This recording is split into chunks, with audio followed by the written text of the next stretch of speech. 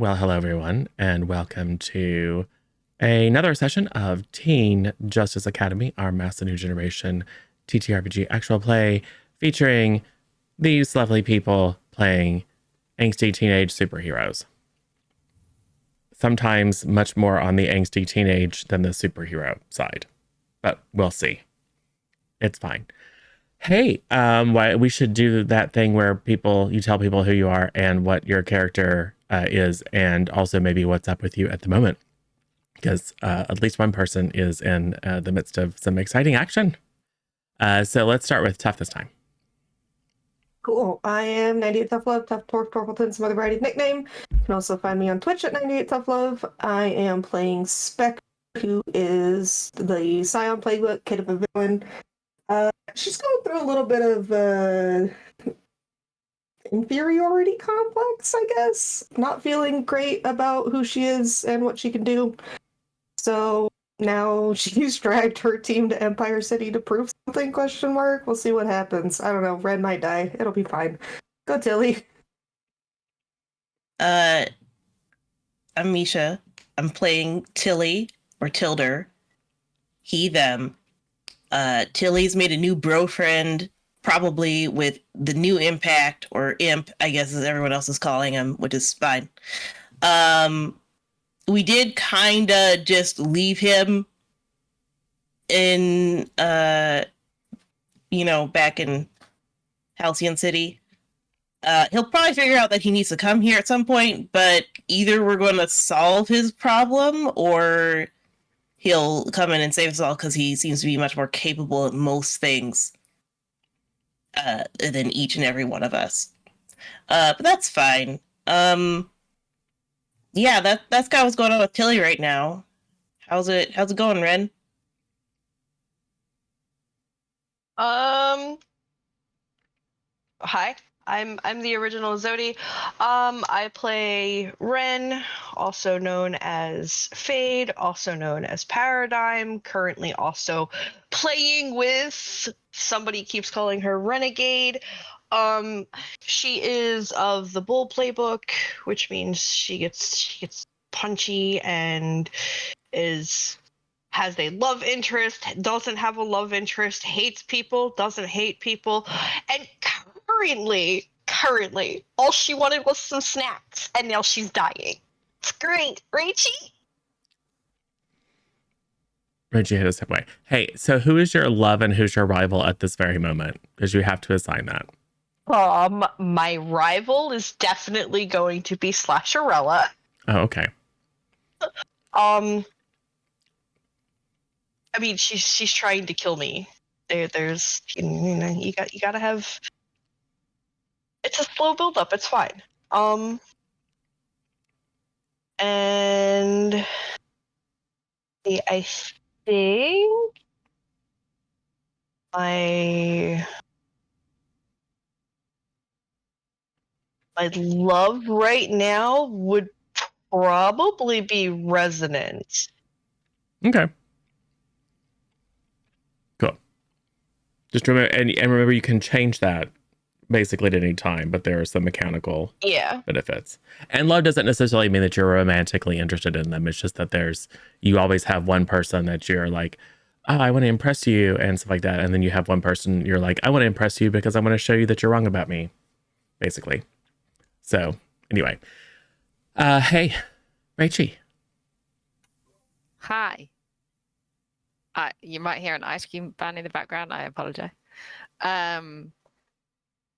So I'm Residence is asleep.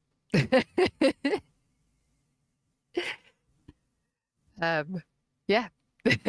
I'm in Empire City, but I'm asleep in a big bed, unaware of what's happening. Yep. Cool. So what's happening? Also, hi Zam.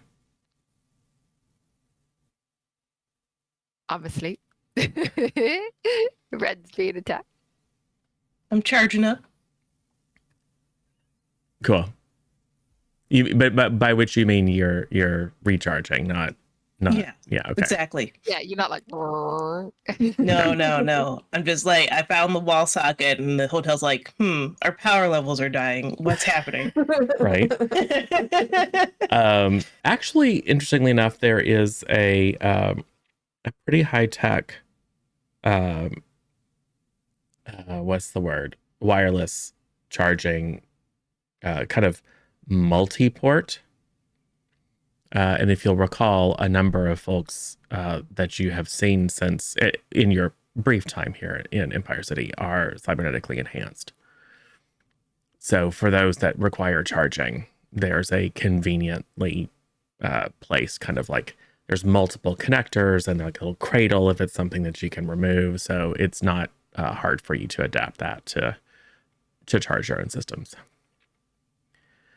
You can also figure out how to just charge yourself off of all the food that you eat instead of compacting it and then disposing of the pellets that result. Exactly. But anyway, that's for later time. So everyone's asleep. Everyone's having pleasant dreams, except possibly for Ren. So lest we forget, Ren was in search of some things and was heading over to the vending machine and heard a strange noise, a kind of a shing noise, and then looked around, didn't see anything until a actually quite lovely young woman leaped out at her and shot big claws out of her fingertips and fought her, and now has her pinned against a wall with 2 of those claws up against the neck, and has just revealed that she has been hunting Ren, hoping one day that she would fall into her trap. And now she's come to her city, and it's time for some payback because she, the attacker, is in fact the real Slasherella, which was the name that Ren had taken when the entire group were pretending to be the Vice Girls, a group of angsty teenage supervillains who were basically the same. Like, it wasn't any different when you guys were villains, let's face it. Except that you were in a yacht. That was about it. So what happens there, Ren? Well, now that she's like putting the pieces together, Ren is just gonna go, wait. That's really your name? She pulls back the other hand and what about my name? Nothing. I thought I had just made it up on the fly.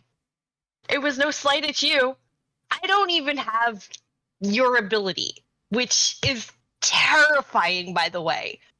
Very sharp looking, but I would like to live. You didn't even bother to Google whether you were stealing someone's name and then besmirching it with your dastardly villainous deeds in Halcyon City. Also, what's that about? You're supposed to be some sort of hero. Yeah. It was to infiltrate something. It was honestly, it was just an honest mistake. And I can promise you, if I scream really loudly in my friends' heads, they're gonna be really pissed. So maybe we could just kind of talk this out. She takes the index finger with this lovely 9-inch spike on it and presses it up against your forehead and says, "That sounds like a threat." No, the threat is this, and Ren's gonna power up her hand and just swing. Okay. Let's see. That is going to be directly engage us, right? Sounds like it. All right.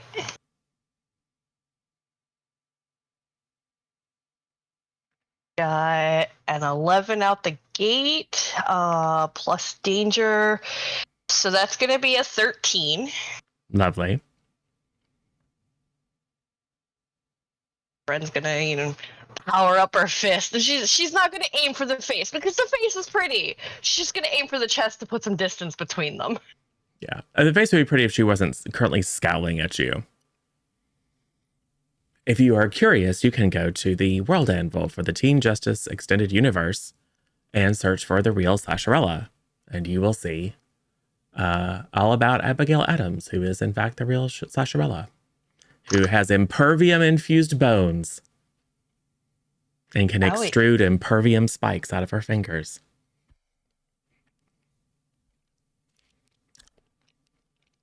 So, what are your choices?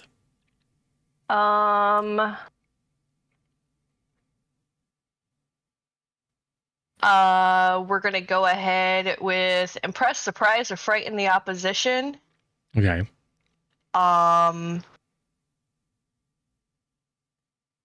I don't know that we can take anything from them. You already took her name. I mean, you're right, but doesn't make sense for Ren to keep that. Like,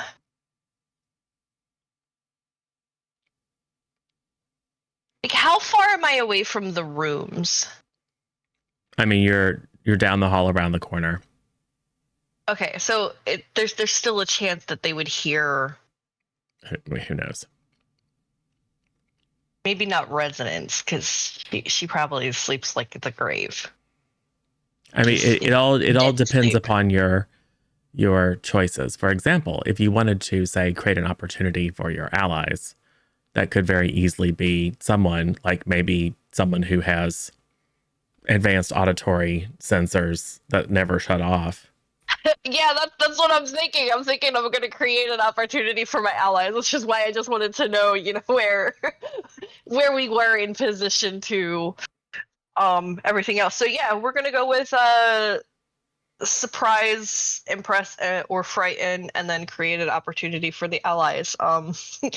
Tilly, help! So yeah. So what happens is you rear back and sucker punch her, which she was not expecting, and probably also impresses her a bit, because what little she knows about you doesn't suggest that you're necessarily the first to just get up and duke it out. And you just like sock her, and she flies back, but as she does, just instinctively, she kicks her heel up and it connects with your chin.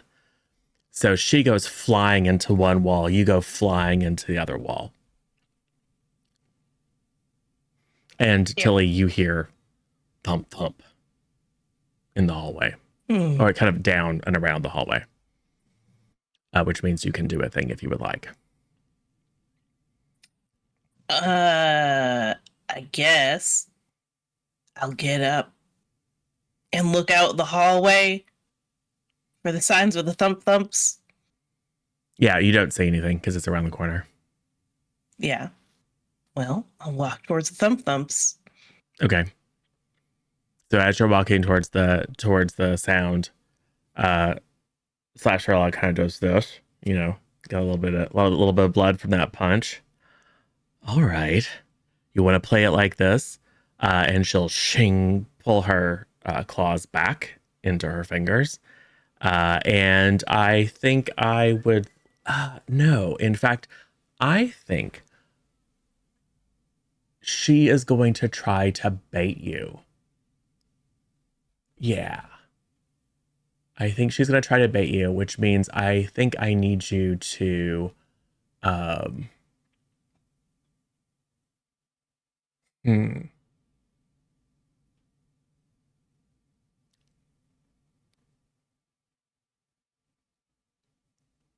Yeah. Well, I don't know. If she doesn't have influence over you, what is the easiest way to do this? Because I could say,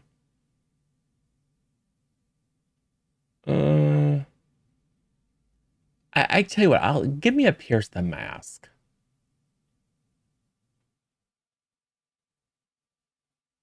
Me? Yeah. Okay. Gonna be mundane. Yeah.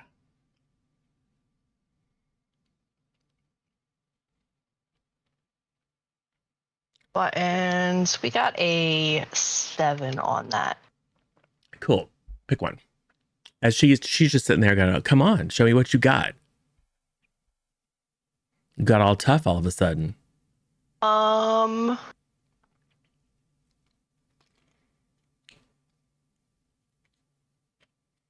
Let's see.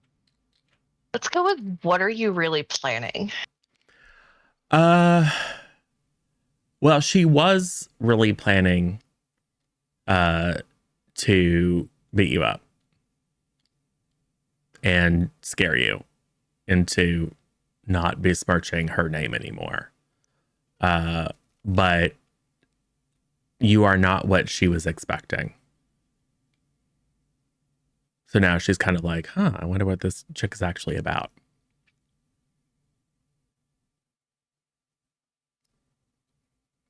Ren is just she's gonna stand there, you know, both of her fists have the energy powers. Like she's ready to defend if she absolutely has to.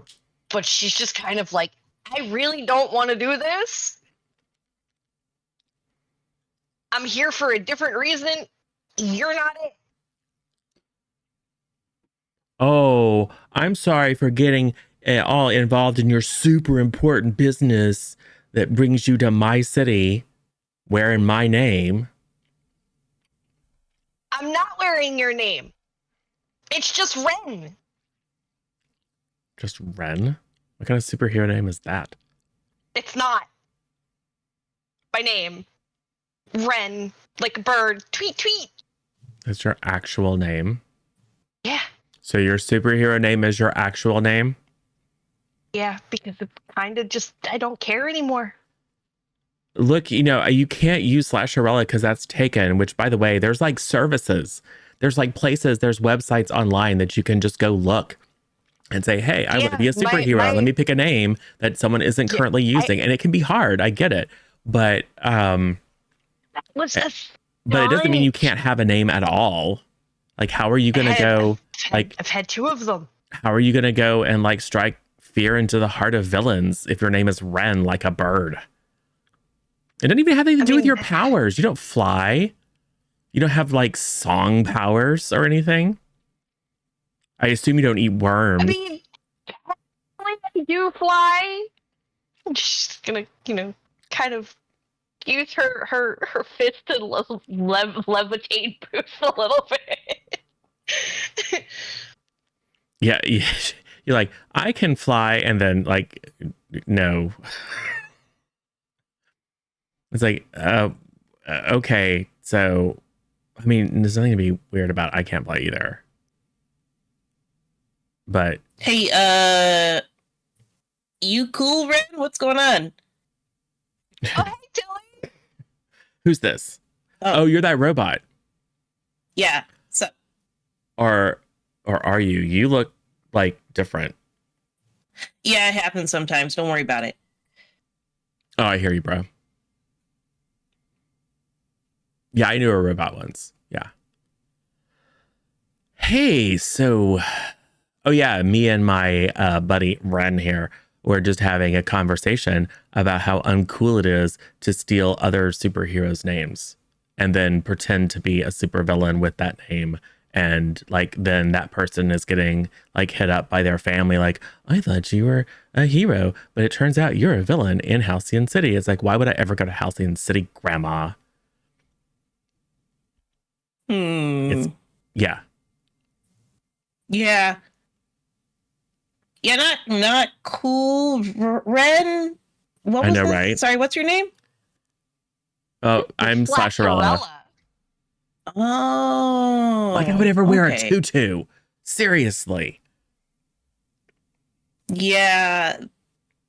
I'm gonna blame Aegis on this one. Because they made us do some quick thinking as like a fake villain front or something like that. Yeah, but you could just Google and see if it's someone else's name. That doesn't take any time.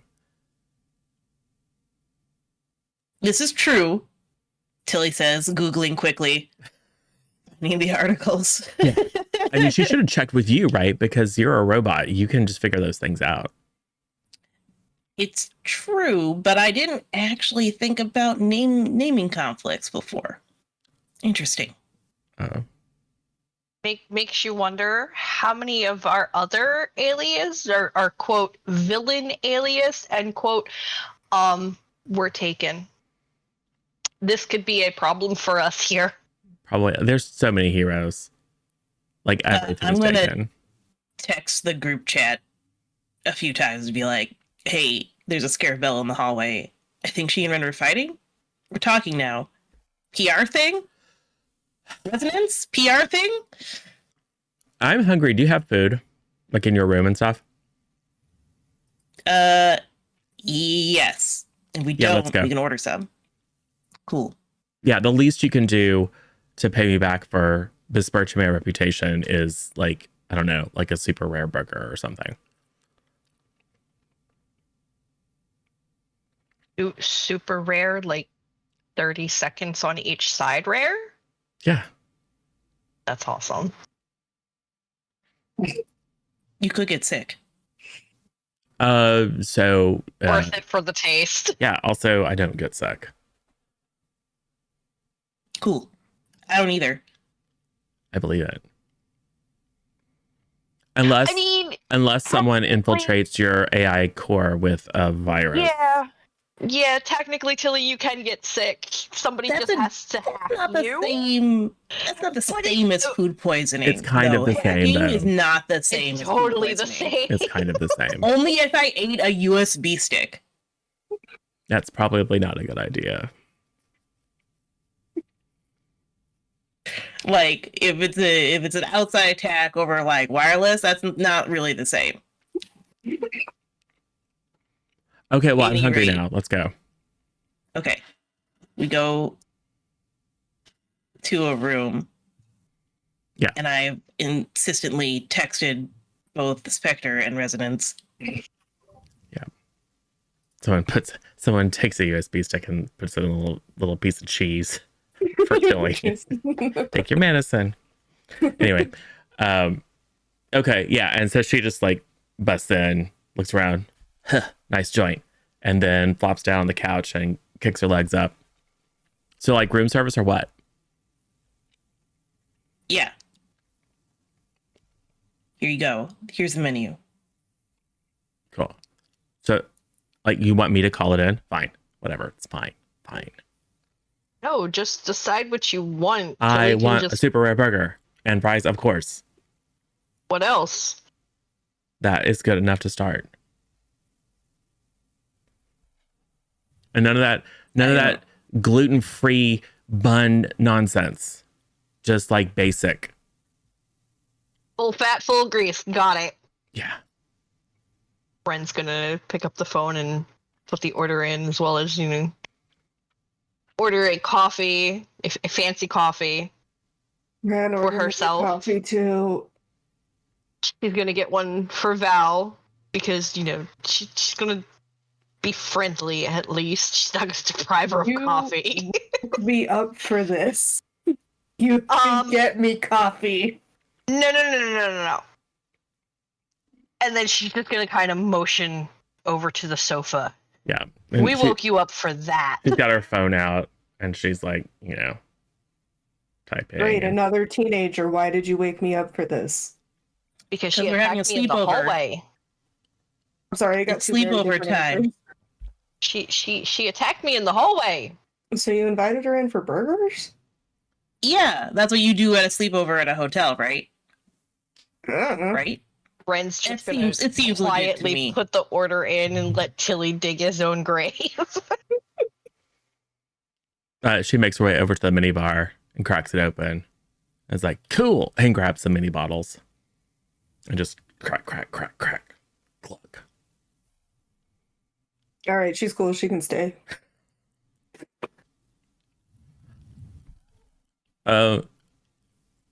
Yo, what's up? Looking at Spectre. Hey. Spectre, nice to meet you. Oh, which one were you before, though? Which one was I before? Yeah, when she was Clactorella and she was like pretending to be me. Who were you? Oh, right. I think I was Reaper. Oh, okay, yeah. Lame. Yeah, it wasn't my first choice. Oh, okay. Well, surprisingly, there aren't a lot of superheroes that call themselves Reaper for obvious reasons. So, yeah, that's at least that I know of. So, what are you doing here? You guys are like living in the lap of luxury in Halcyon City. Everybody keeps saying where the that. sun always shines and like heroes, they're like walking down the street and you're like, ugh. Does everybody hate Halcyon City outside of Halcyon City? For sure. But I assume that everyone who lives in Halcyon City is like, this is the greatest city in the world. Our buildings are rebuilt every week. We're It's super called protected. it's called entitlement. Cool. Well, so basically we heard rumor about a villain coming up around here, so we thought we'd come check it out, you know. So you heard a rumor that there might be a villain in Empire City. You It's a little more decided to come specific than check that, it but out. Yeah, it's Well, somebody. confirmed there might be a villain or two here. No. Specifically, it's one called the No. Puppet Master. Slap my mouth. Okay, so so you guys were Yeah. look, okay. That's just a boogeyman. They're probably like, if there ever was a puppet master, he's probably dead. You know, he was around in like the 20s or something, and not just like these 20, like the 20s before, like 100 years ago. I mean, to be fair, we also met a gorilla that was supposed to be from around that, and he was still definitely alive. Yeah. We don't take anything at face value. Tilly, do you happen to have a recording of that the thingy that came in at the Bat Cave? I mean, I could just make it up again if you want. Yeah, but if you could show us the person too, that would be great. Oh, because you mean maybe She-Devil? Yeah, I guess. Oh, you guys know She-Devil? She's cool. She's a real badass. He reached out to our. How do you know her? I mean, that's like, no offense, but you guys are not like the type that she normally hangs out with. Right, exactly. Yeah. We don't know her. We received a transmission from her while we were at a friend's sing. Okay, so she called you, but you don't know her? She wasn't calling us per se. We just happened to get the message first. Do you know Impact? No. That's who she was contacting. Sounds like some Halcyon City guy. It is. She was calling for help. Well, I mean, to be fair, she's calling the City. new one, Imp, who is from Empire City. No, I'm not tracking. Where's that burger? Can I say, can the double doors open to the bedroom at this point? And I live in residences like this. What is going on out here? And I've got like my bed mask just above my eyes. I've got a turban on, you know, like to do my hair. Oh, hey, you got my message. Please tell me she's also wearing the widow's robe. Yeah, I'm wearing all the things, and then I see Slasherella, and I'm like, a guest. So, whatever happened to Baby Jane? Jeez. Just take it off. What's up? Slasherella, this is Resonance. Resonance, this is Slasherella. Oh, right. You're the one that's like the teeny bop star. Like, wait a second. You have all this money and fame and stuff. Why are you also a hero? I never understood that. Like, if you don't have to be. Like, why fight crime? Anyway, that's the conversation for later. Yeah, knock on the door. We all have our motivations. She goes in, cool. Grabs the stuff. You better tip that guy. And just like sits down on the white leather couch and just starts like squeezing mustard and ketchup everywhere. Nice. A little bit of blood from the super rare burger. Grease all over her face.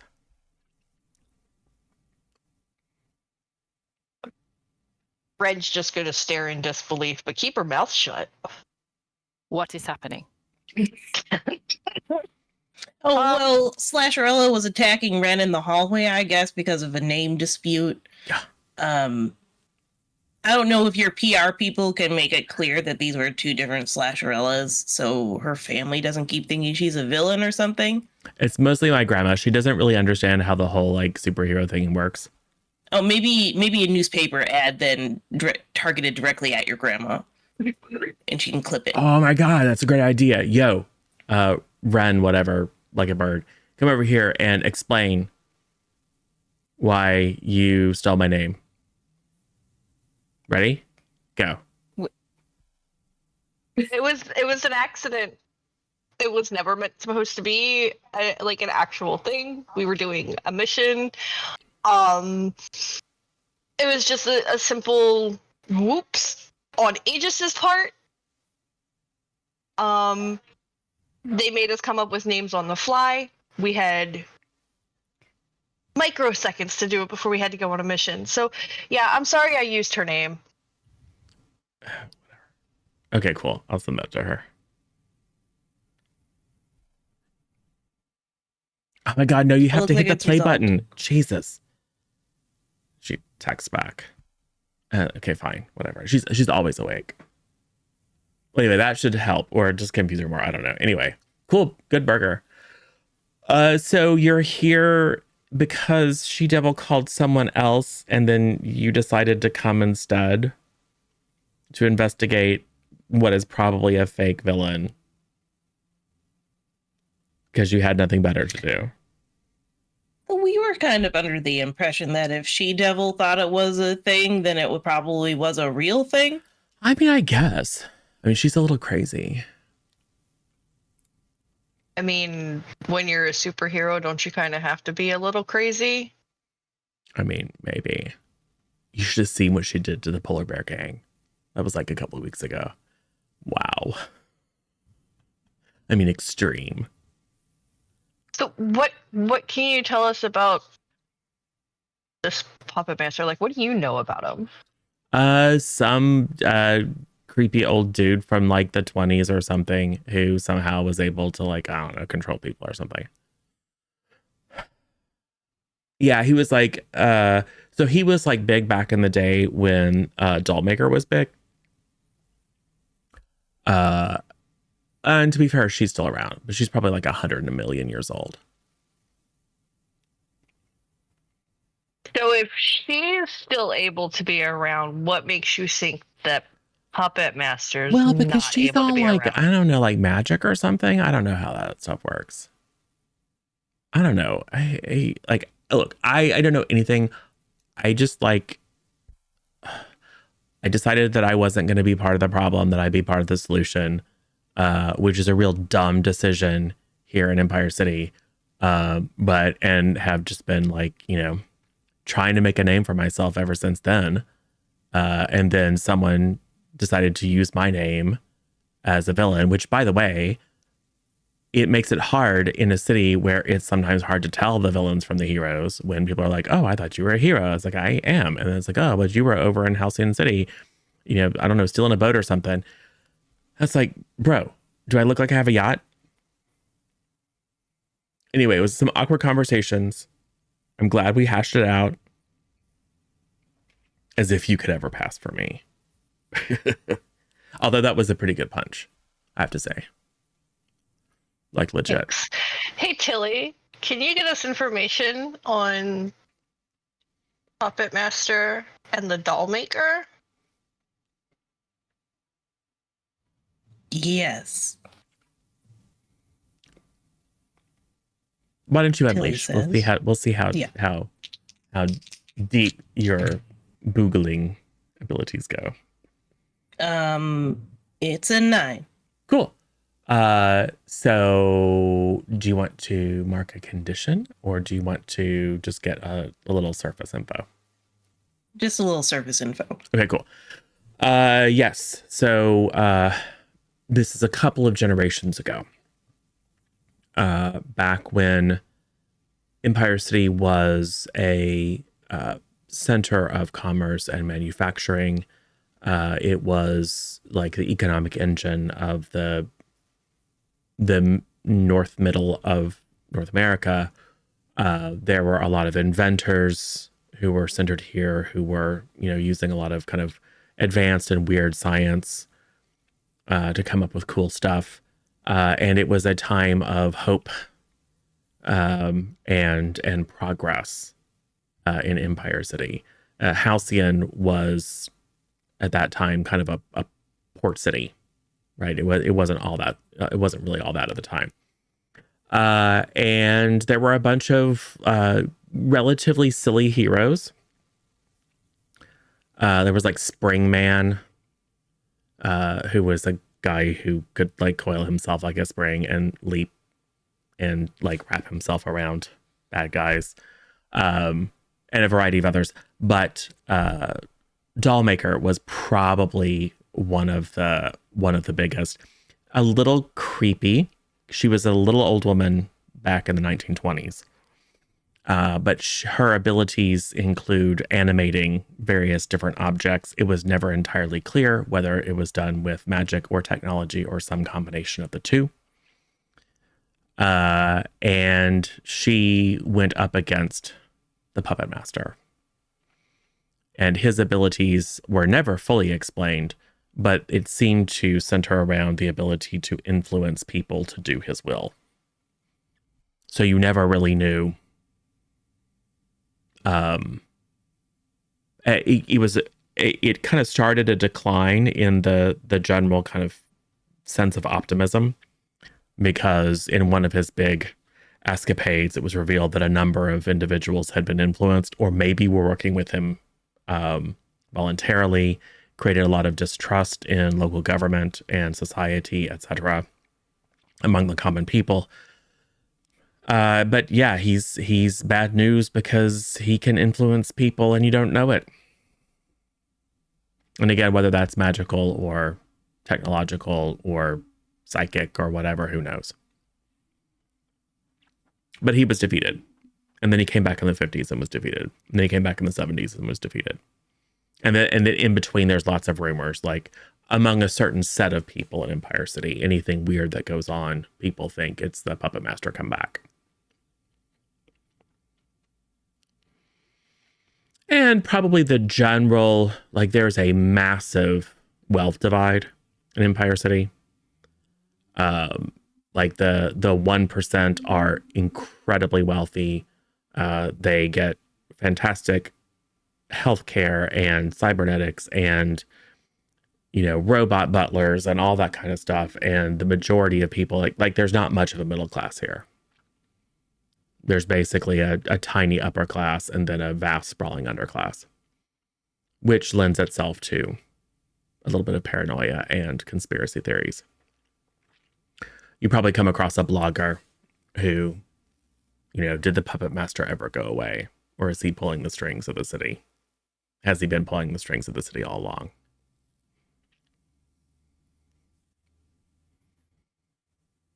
So that's what you get.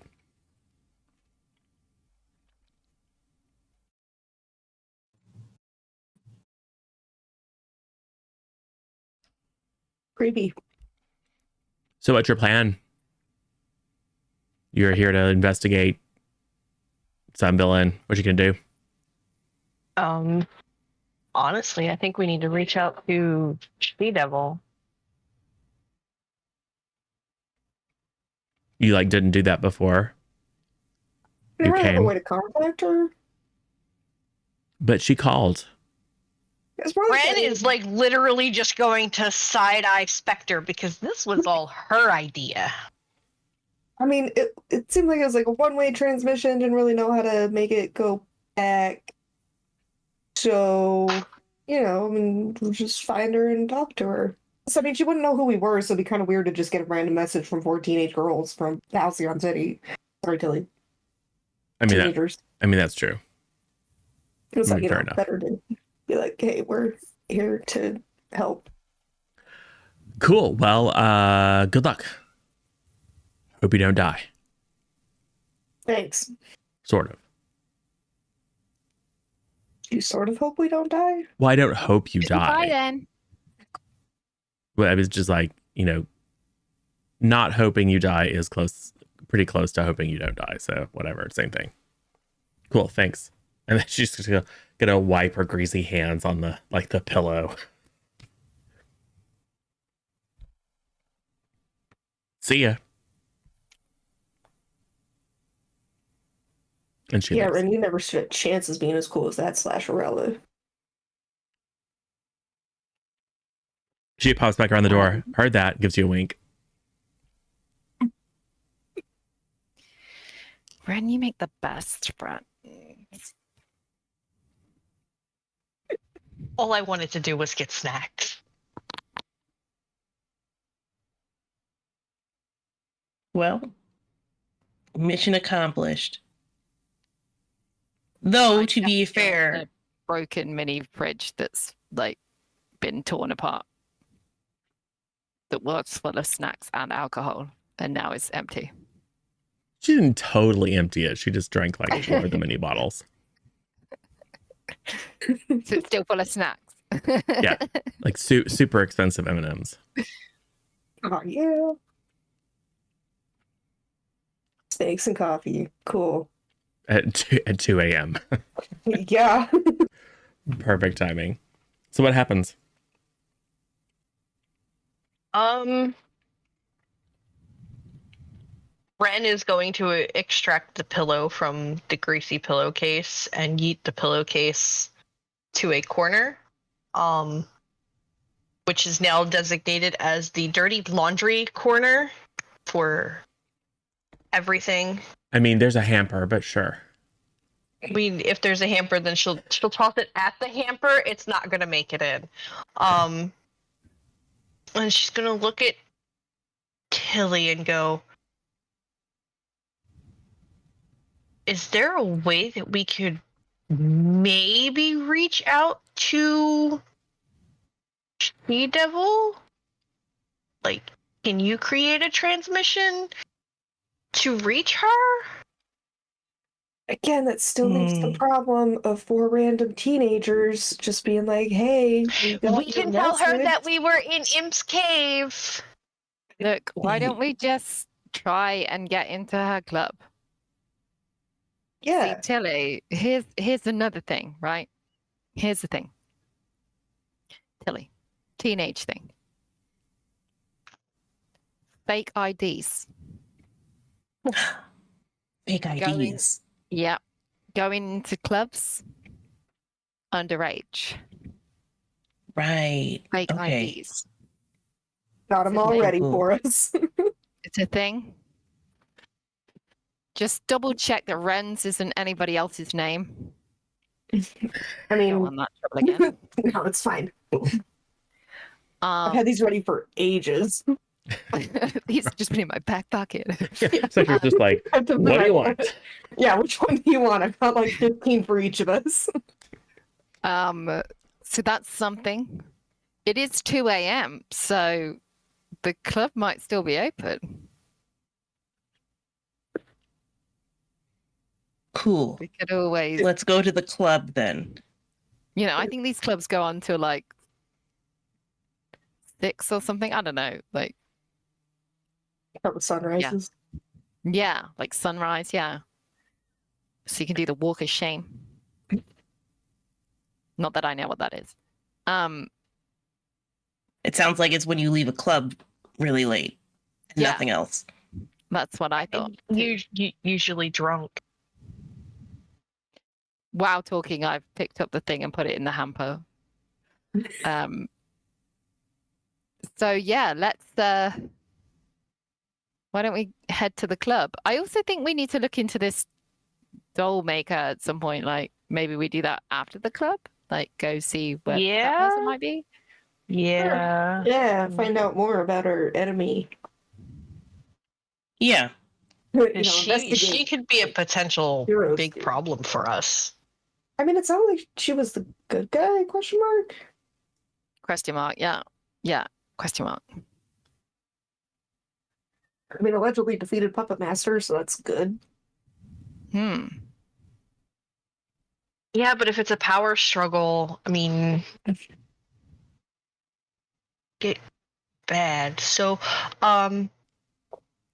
choose a club then? Do we have outfits? I'm gonna casually look down at my jammies. Obviously. And I just pull back. I bring the pull back a thing. IDs, resonance rings, all of the clothes. Cool. So describe what you're wearing. Ooh. What are we wearing? Not all of us Googling club outfit. Club. I mean, you're not wrong. For bros. No, Tilly is in a really, really sharp suit. Like, really sharp suit.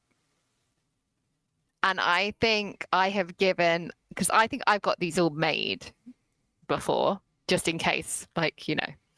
And I think Val, I have made a purple, like, very fitted suit too. Like, it's like on point with a little bit of flair here. Like, so her colors, it's purple, isn't it? Your main colors, right?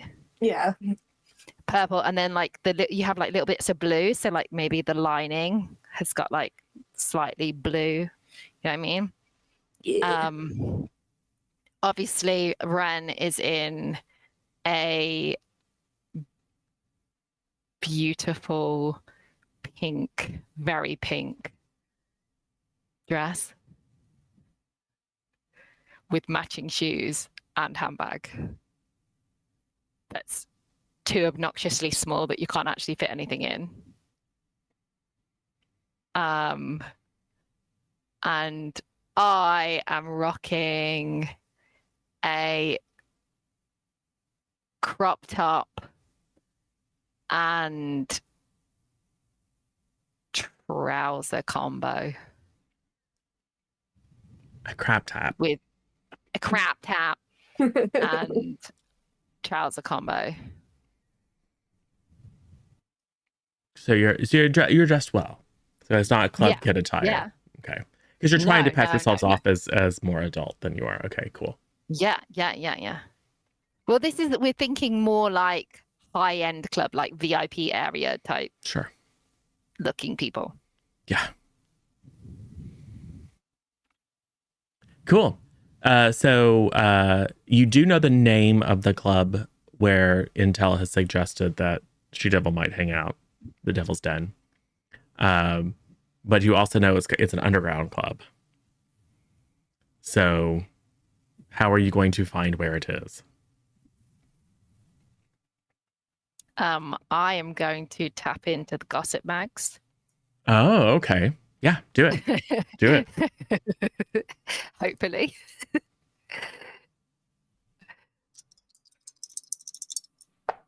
Oh yay! I rolled. Oh my god! I rolled a 12. Woohoo! And then what's that? What? Find the thing. Gossip mags plus superior. My superior is 2, so it's 14. Oh, cool. And you're tapping into your network to see if they can give you. Yeah, the gossip mag. So I can ask 3, which is what are they up to? Who do they care about most? What allies do they have? Brackets and or enemies. Where or when can I find them? How could I make them vulnerable to me? But obviously that's not quite thingy. So can I? You can. We'll say that you get a lead on what the front for the Devil's Den is, and then you can ask 2 of the other questions pertaining to She-Devil or the club itself. Well, could I ask, like, how do we get in? Like, for example, is there a password?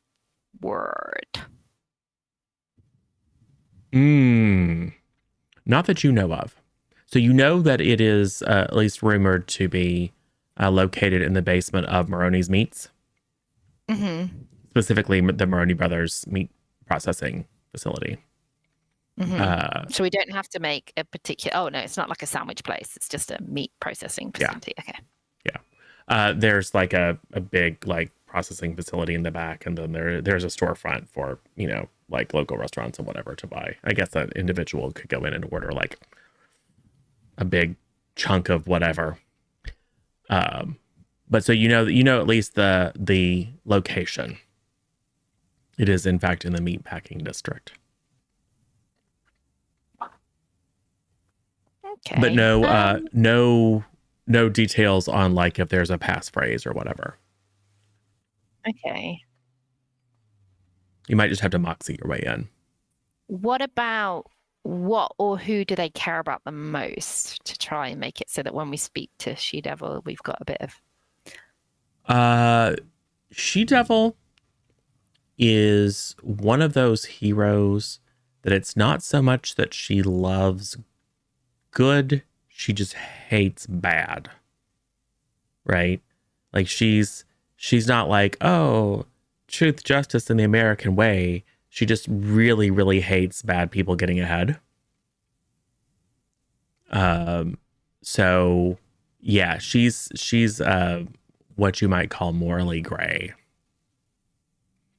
Okay. But yeah, she seems to be motivated by beating the crap out of bad guys. More cool. Than like any particular, like, I'm going to clean up the streets or, you know, any of that stuff. It's just like she really, really hates criminals. Okay. Probably something bad happened to her in her childhood. Don't mention that your mum might be mayor.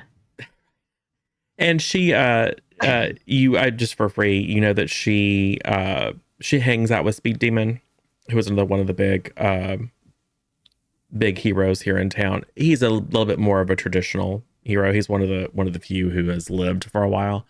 And she used to hang out with the Revenger, but the Revenger went bad.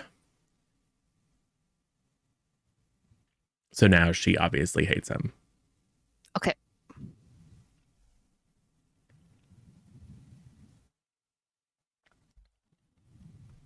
But when she's not kicking butt, she's blowing off steam.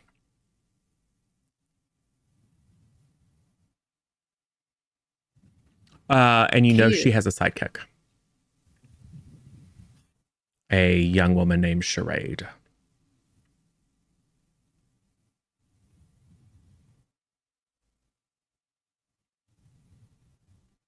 So we head to the club. Cool. How you gonna get there?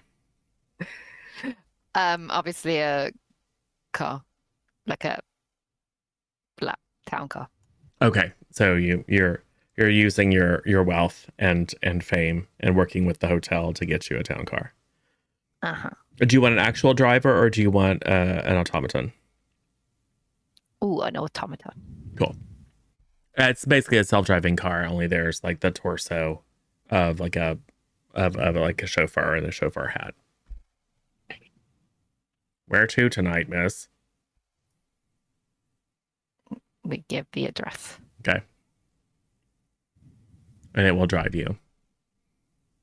As soon as you leave the like probably 4-block area in the heart of the lakefront district, at first it's very familiar, right?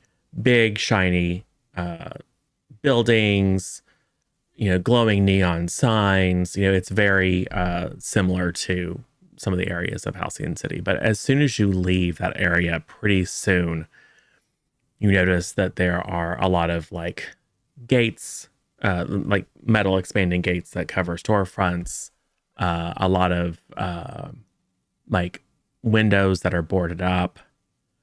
You start to see, you know, folks either like huddled in doorways with like fires just burning like in trash cans, or like folks who either peek out of the shadows as soon as the car appears or run into the shadows as soon as the car appears. You definitely get a sense of menace. And there's a lot of just like garbage piled up here and there. Cool. Hey, would someone like to assess a situation or something, maybe? Why don't we all?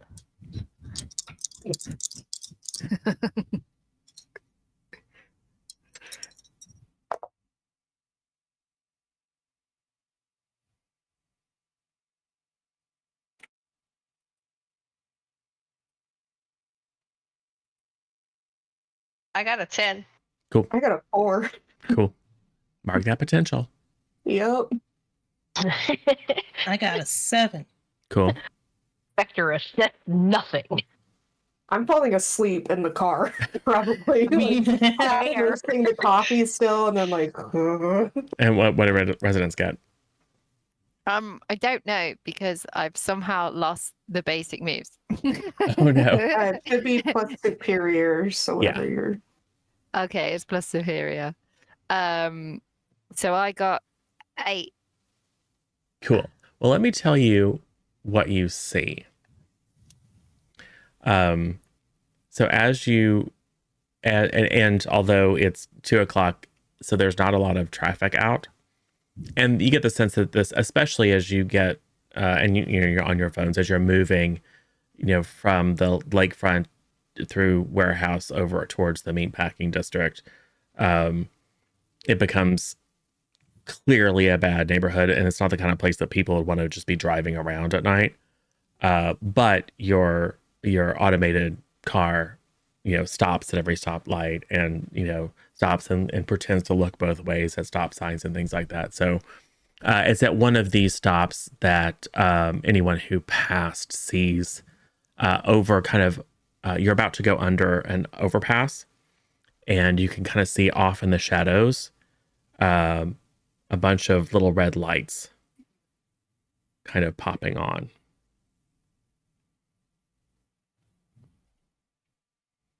And I will say a figure steps out of the shadow, probably 9 feet tall.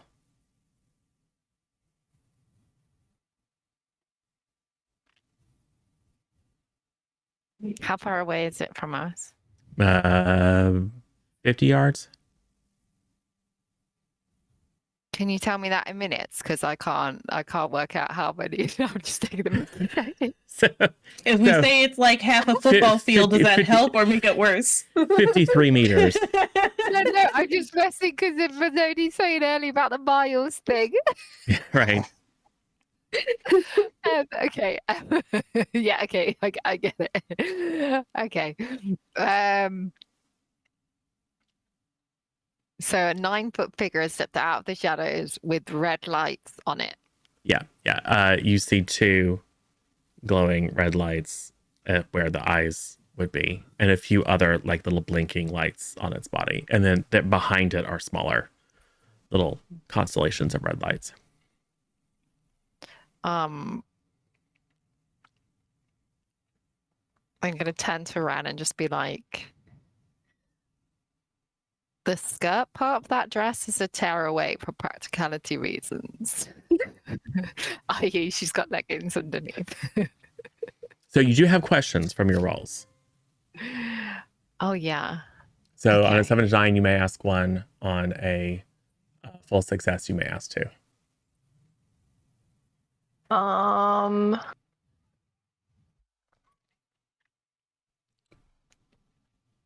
How can we best end this quickly? This being what I presume is us about to be attacked. Yes. Either preemptive strike with overwhelming force or run away.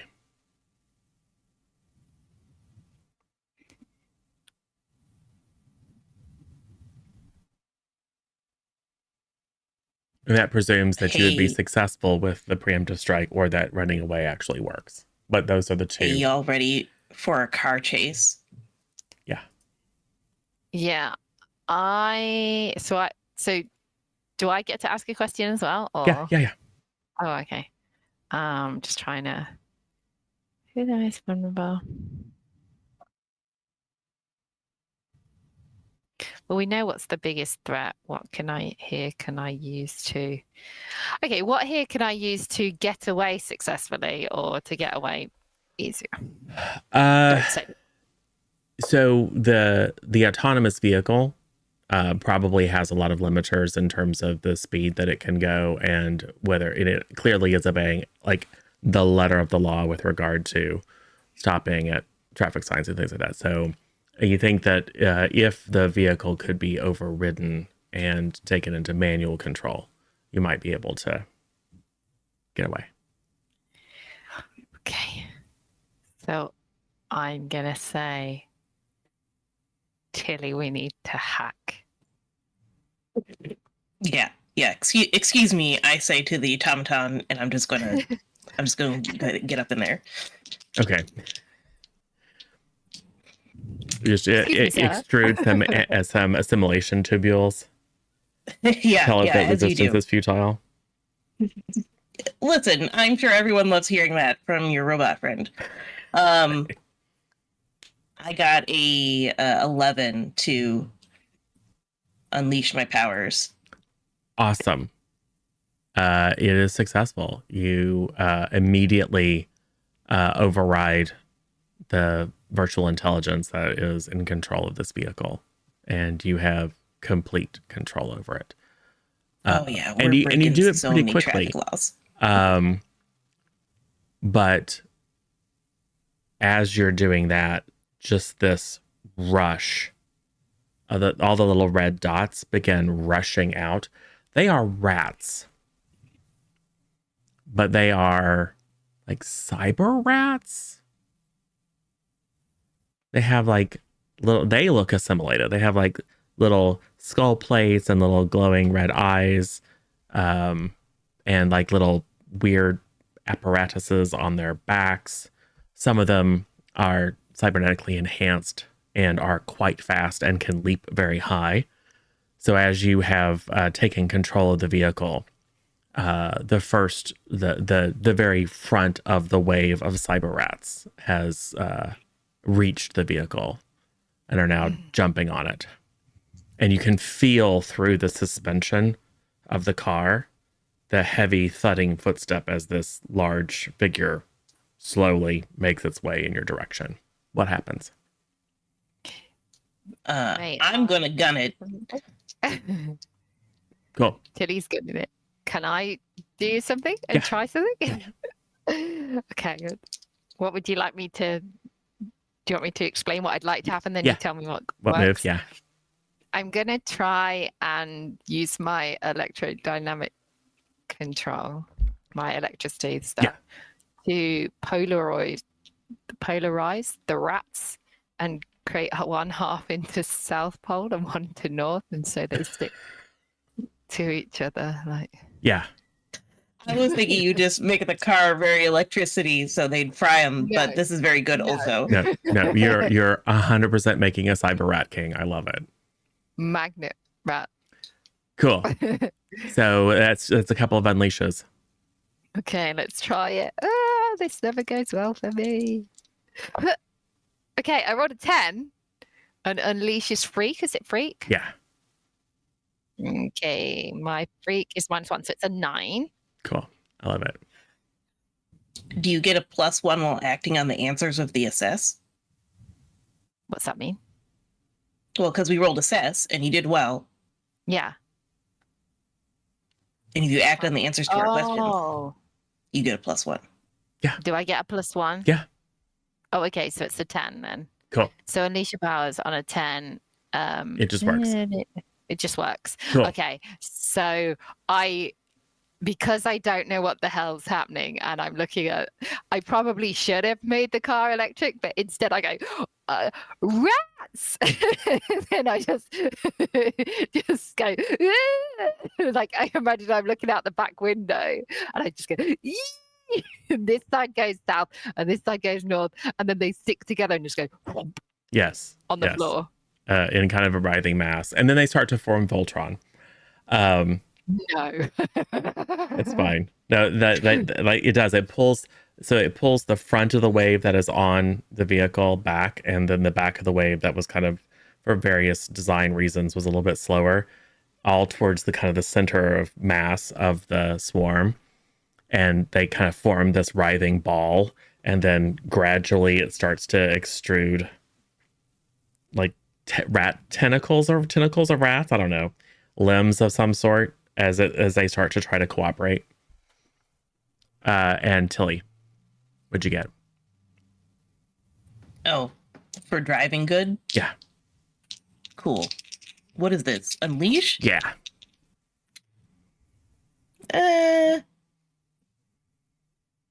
That's an 8. Cool. Mark a condition. Okay. I am afraid of the rat Voltron in the rearview mirror. Yes.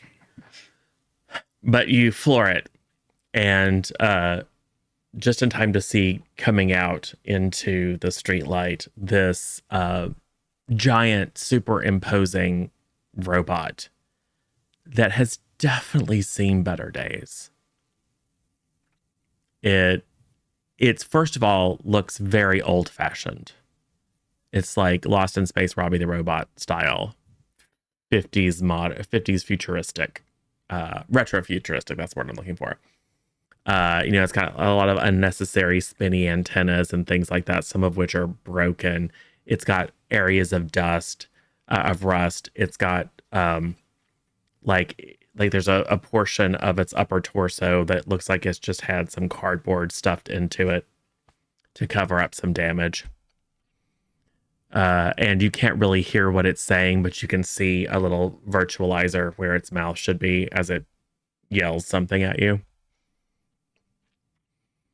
And then the Cyber Rat King begins to try to make its way towards the car, but you take off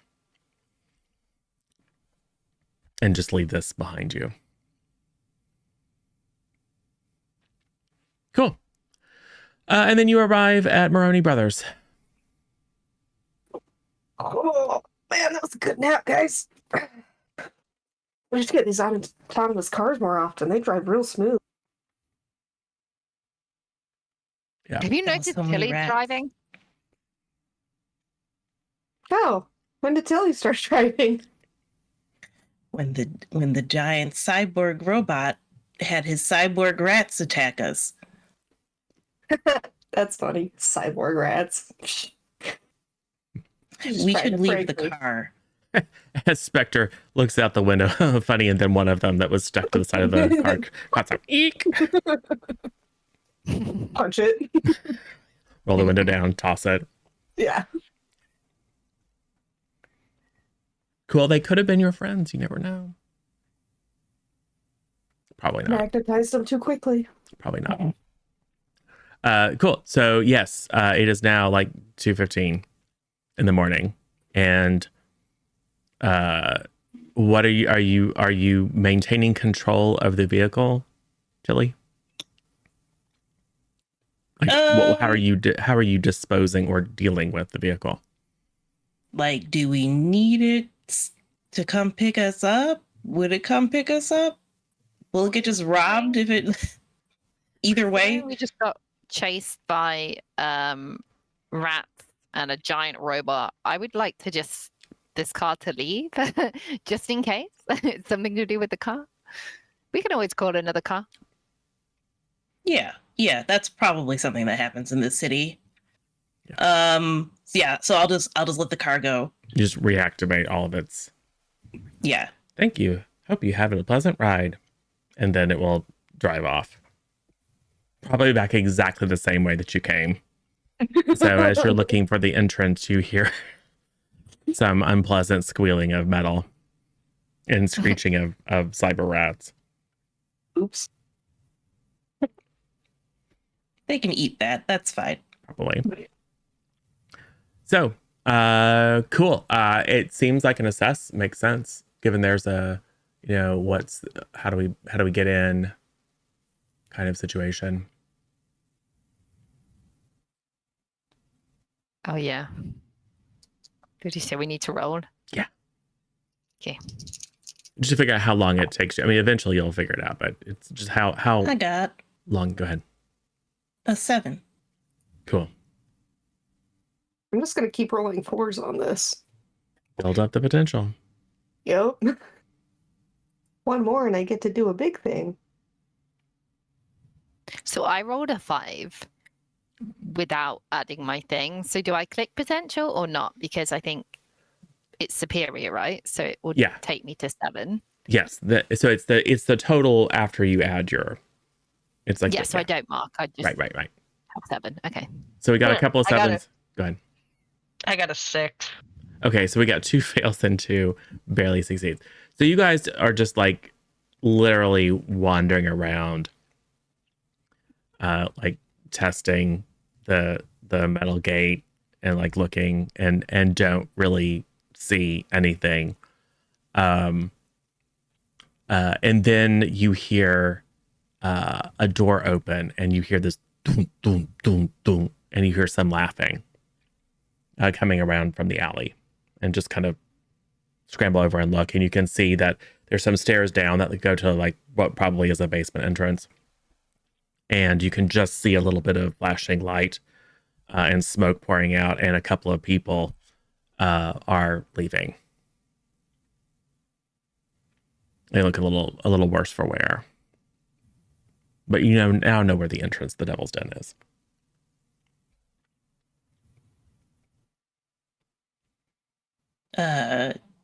Just scooch by him real quick and try to keep the door open before it closes. Yeah.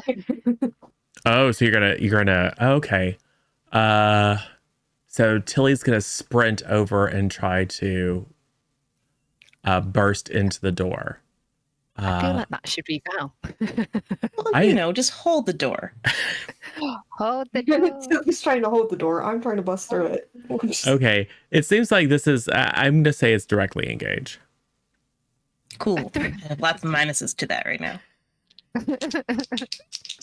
Off you go, Tilly. Let's see. But this is what Bro Tilly would do. I got it. 8. I got the door, guys. Don't worry. Okay, I got an cool. 8. I like it. And Spectre?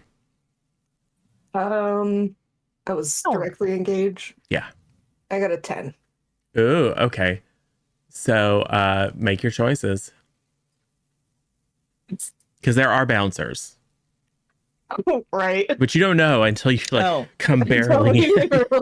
And you see, you get just a glimpse of like a smoky strobe lit room. It looks like there's a little kind of landing as you see some railing, and then beyond the railing you see what looks to be like a gallery that goes around a sunken kind of like dance floor, but you can't see like the heads of people dancing, but you see like disco lights and smoke machines and stuff like that. And there are some very burly bouncers, one of whom is clearly cybernetically enhanced, who weren't paying any attention until they saw Tilly. Yeah, I will impress, surprise, or frighten the opposition because I look sharp and I'm also a full robot, not just part cybernetic. So I'm going to impress these bouncers. Awesome. With how bro I am. Okay, and Have you still got rainbow hair? Oh yeah, do you still have rainbow hair? I do still have rainbow hair, yeah. And it's longer. But now it's that horrible like curly mushroom top thing. That Absolutely not Gen Z nonsense. It's like someone needs to tell look, as a victim of unfortunate hairstyles in high school, someone needs to tell them, it's like, do not let anyone take your picture. Do not put that online, because in about 5 years you're going to be so humiliated because you look foolish. Anyway, I may or may not have gotten a perm once in high school. So, yeah. I'm like, it looks good on me. Oh, it didn't happen. Right. But it's not online, so no one will ever know except for me and my night terrors. Anyway, so Spectre, you also rolled. What were your choices? I will resist or avoid their blows and be a slippery little Spectre, and I will create an opportunity for my allies to also get in the door. Look, it's full frontal assault on the Devil's Den. Okay, so one of them goes to just like check Tilly. Whoa there, bro. But they underestimate just the amount of mass and momentum behind Tilly's impervium frame, and are effectively bowled over. And they're like, oh no. And so you're kind of tussling down on the ground with one of them. The other one is immediately, the cybernetically enhanced one is immediately, you can see like one of his eyes lights up. We've got a situation at the front door. And Spectre kind of sneaks in and like maybe motions to the others while there's this distraction happening. So residents and Ren can sneak in behind you. Their ID in the door. Like, show them that. Stop resisting. Right. Oh my God, can you believe it? That guy looks drunk.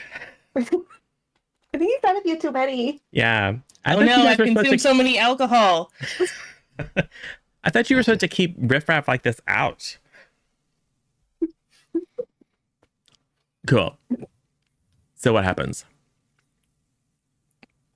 I lean into the bit about drinking too many alcohol, and I'm going to just try to keep the bouncers concerned about me only. Cool. Provoke someone. Cool. I'm probably bad at that right now too. Oh yeah, I am. Oh yeah, this is a. Hey, so once I fail this, I want to change my play.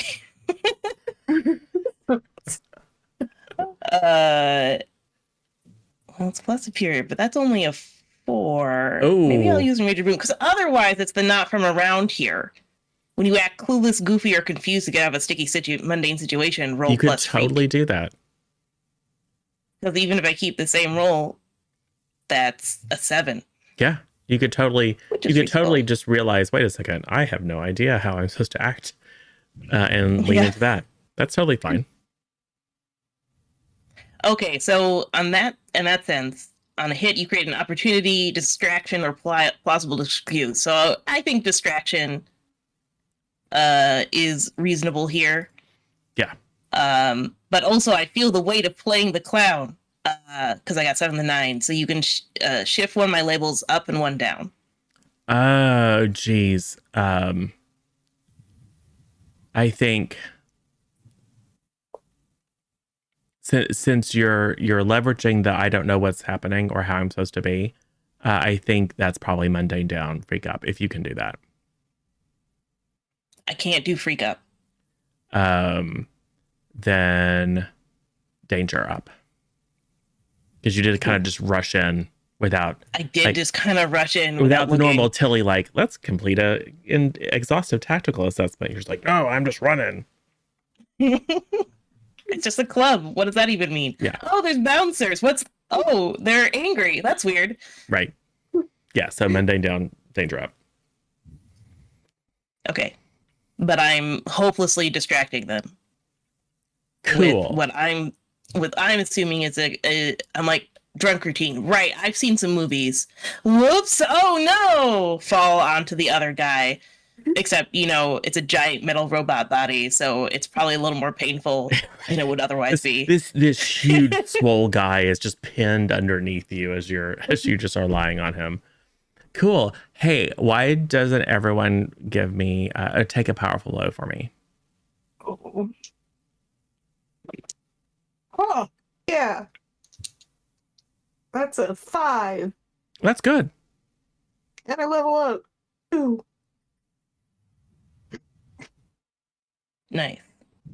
For you. That's an 11 for me. Oh no. And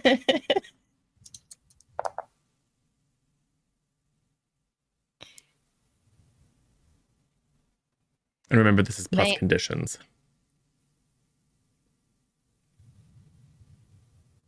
What'd you get there, Bess? I was just going to ask, may I... I mean, I got a 7, but what's it with? Take a powerful blow. It's just plus nothing. Conditions. Yeah, 2d6 plus conditions. I don't have any conditions, do I? Cool. But I was wondering if I could use Never Give Up, Never Surrender. Oh yeah. Why not? So that's plus Savia, which takes me to 10. Lovely. And Ren. When Ren. You stand strong and choose one. Yeah. I'm sorry, I was muted the whole time. I got a 5. Oh, good. So I get another potential and just suffer. So Tilly doesn't see this. But Spectre, Resonance, and Ren do. As a young woman kind of floats up. So there's the balcony that looks out over this dance pit. You can probably see a few people on the far side, but she just kind of floats up in the middle, and then she makes a few strange signs with her hands and then traces a glowing kind of pinky purple arcane sigil in the air, and then there's this whoosh of energy, and you are now alone in the club. Like as that energy makes its way through, everyone just kind of shimmers and disappears except for you. Tilly is on all of us, or just all of you. Like we're by ourselves, no, or it's in like you're all together. There's only the four of you and this young woman left. And Tilly, you go to sit up and you can't because just in that moment, pieces of the floor extrude themselves and wrap around you like bands. So you are restrained.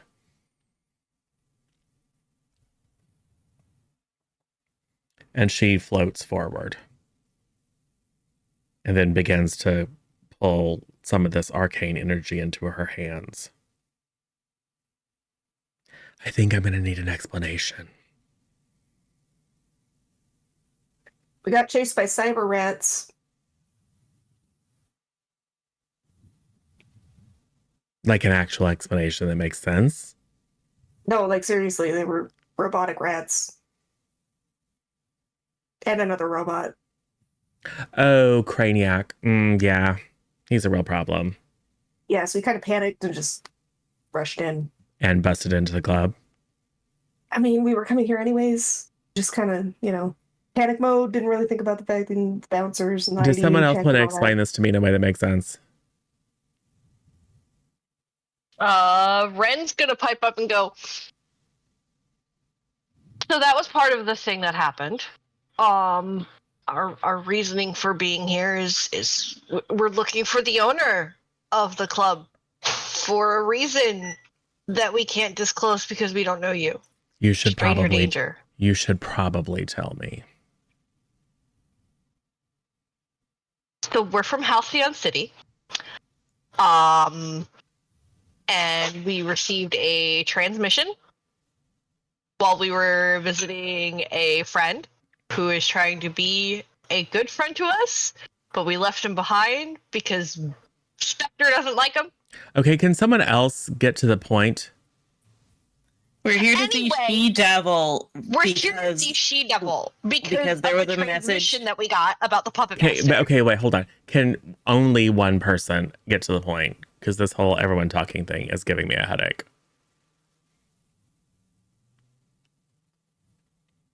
You on the ground. Oh, right, me. Yeah. No, we got a transmission from She-Devil about Puppet Master, and we were going to ask more questions about it. Yeah, but who are you, though? Oh, I don't think she knows us. Yeah, I don't think she does. So why are you here, though? Yeah, why are we here, Spectre? To help stop the puppet master. Oh, God. Ren's gonna do one of those side whispers and go, you realize everybody believes he's dead, right? Just Look, we're following up a lead on the bad guy because we got a transmission from somebody that seems to be a reputable source, and then every time we mention it, everybody's like, ooh, stupid, what are you doing that for? Like, we're here. Can we just get an explanation and move on? Well, the greatest trick the puppet master ever pulled off was convincing everyone he doesn't exist. See, and we believe that he might still exist, so we're here to help.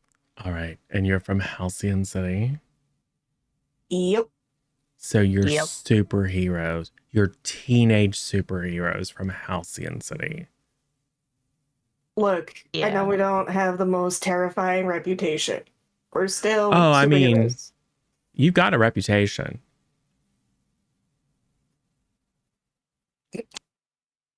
But, oh, God, fine. You're not going to cause any more. So, it doesn't matter. You're not going to cause any trouble, right? No, we're legit here to help. If you do, I will lock you in your darkest nightmare forever. Are we understood? Under her breath, Friend's just gonna go, joke's on you. I'm already living it. So she will trace another arcane sigil and then a similar woof of energy, and everyone's back where they were. Michael, just to play a question, because for my move, I was meant to get like either an opportunity or opening against your attacker, rally from the hit, blah, blah, blah. There's a couple of things I was meant to get. Yeah. Because obviously that's past now. No, you can do it. We can retcon. Well, I was just going to say, can I just do the rally from a hit and it inspires the team, add one team to the pool type? Yeah. Just because that's the one that makes the most sense story-wise. 100%.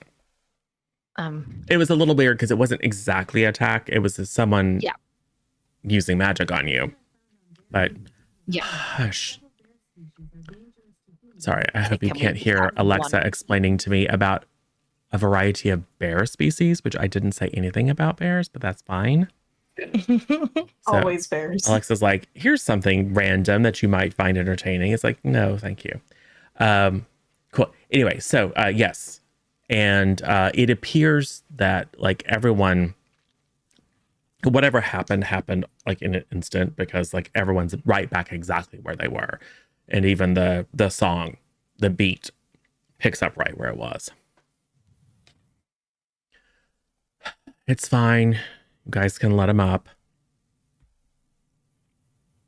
Yeah, I guess they're with me. Anyway, follow me. Don't cause any problems. Why are you dressed like that? You look like you're going to prom. Anyway, just follow me. So she will lead you. This is kind of a punk / goth style spot. Lots of piercings, lots of face tattoos. Resonance sparks insecure. I mean, you do look better than everyone else there. It's just that it doesn't quite go with the vibe. And so she'll lead you down kind of around the dance floor, past and behind the DJ booth, up a set of stairs, which are also guarded by a couple of more meaty guys, and into an office. And she kind of ushers you in, and sitting kind of at a desk with high-heeled boots kicked up is a woman in a, you assume, latex catsuit. And she's got the kind of the half mask pulled over and the little horns. I'm just going to say, before you go, may I ask your name? Me? I'm Charade. Oh, hi, Charade. Who are you? I don't even want to know. Cool. SD. These people say that you called them. They're from Halcyon City. They're some sort of teenage superheroes that are here to help with the Puppet Master.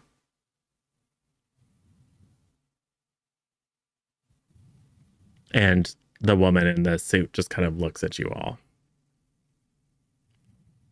Shade, well, this is your cue to explain why you're here. Ren is gonna pipe up, Impact? The teen one, I guess? Maybe you know the older one too? Oh, we Nico. We received your transmission while we were at his hideout? Yeah. And it seemed like it was only one way, so... So you're friends with Nico. Where is he? Yeah. Not here right now. Spectre? Where is he? Not here right now, Ren. Where? Okay, but that's not an answer to my question. Where is Nico? Is he okay? Oh yeah, he's fine. He's fine. He's awkward, but he's fine. We got him enrolled in school. Yeah.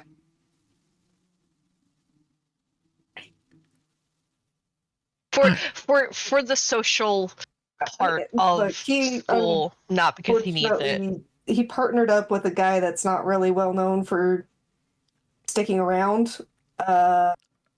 So as soon as he took Nico under his wing, he kind of bailed. So now Nico's got this whole mantle to pick up by himself. Yeah, that's not surprising. Yeah. But why isn't he here? Well, yeah. I don't really have a good explanation for that. We kind of just didn't tell him. She will legit like laugh and shake her head. Jesus, who are you people? Still working on the team name. I'm You might Ren. have seen us as the Vice Girls once, but we're not actually them, guys. I'm Ren. This is Tilder. This is Spectre. This is Resonance. You, I know. Your face. Who's she pointing to? To Resonance. Okay. Where do I know you from? Do you like music or TV? I don't watch TV. I do like music. I'm kind of into the underground scene. Are you a musician? Yes. Oh, cool. Like what? Thrash?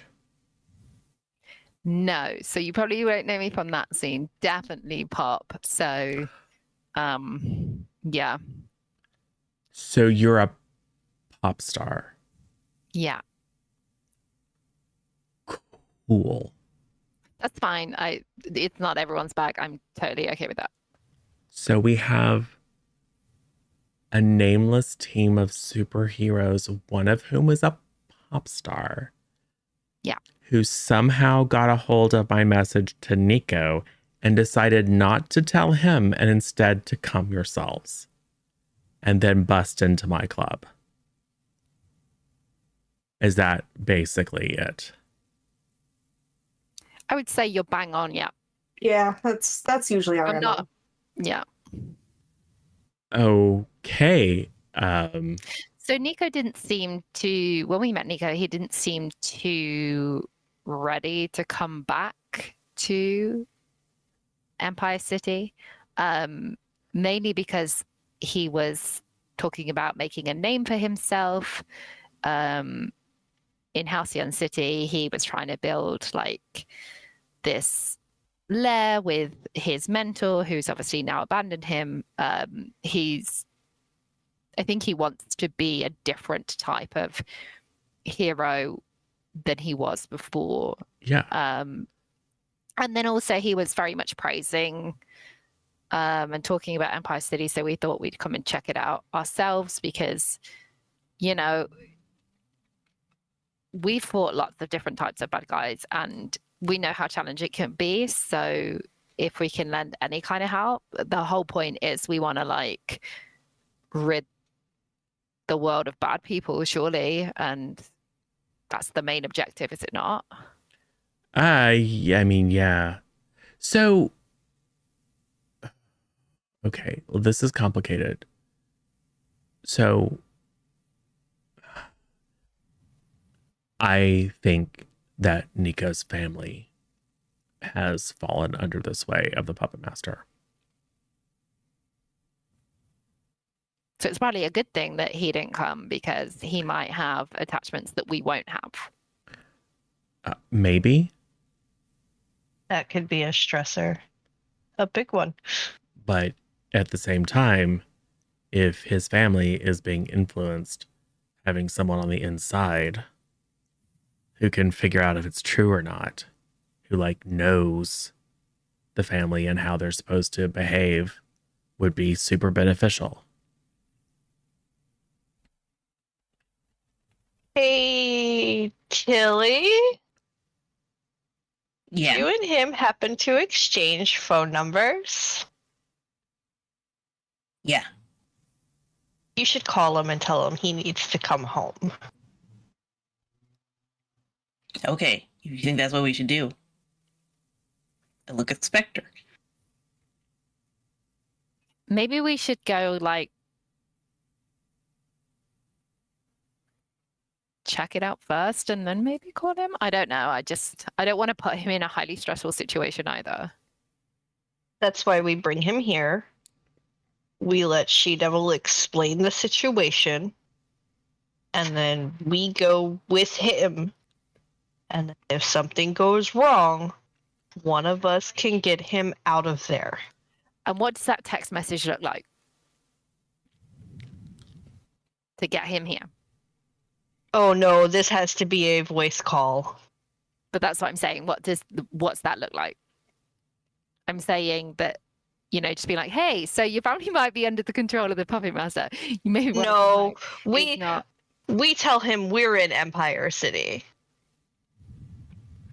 And that he needs to join us here.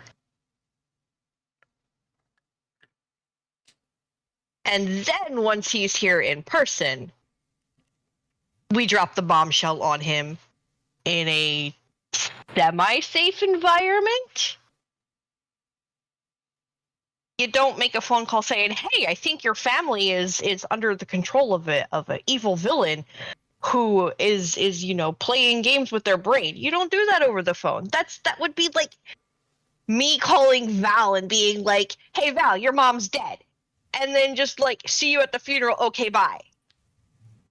You don't do it. If they're alive makes that scenario very different. Do you people just like go from 0 to full on drama like all the time? Yes. Yeah. It's a thing. We should just be not called the Drama Club. always you people. And I'm like, doing this. She kind of goes, I gotcha.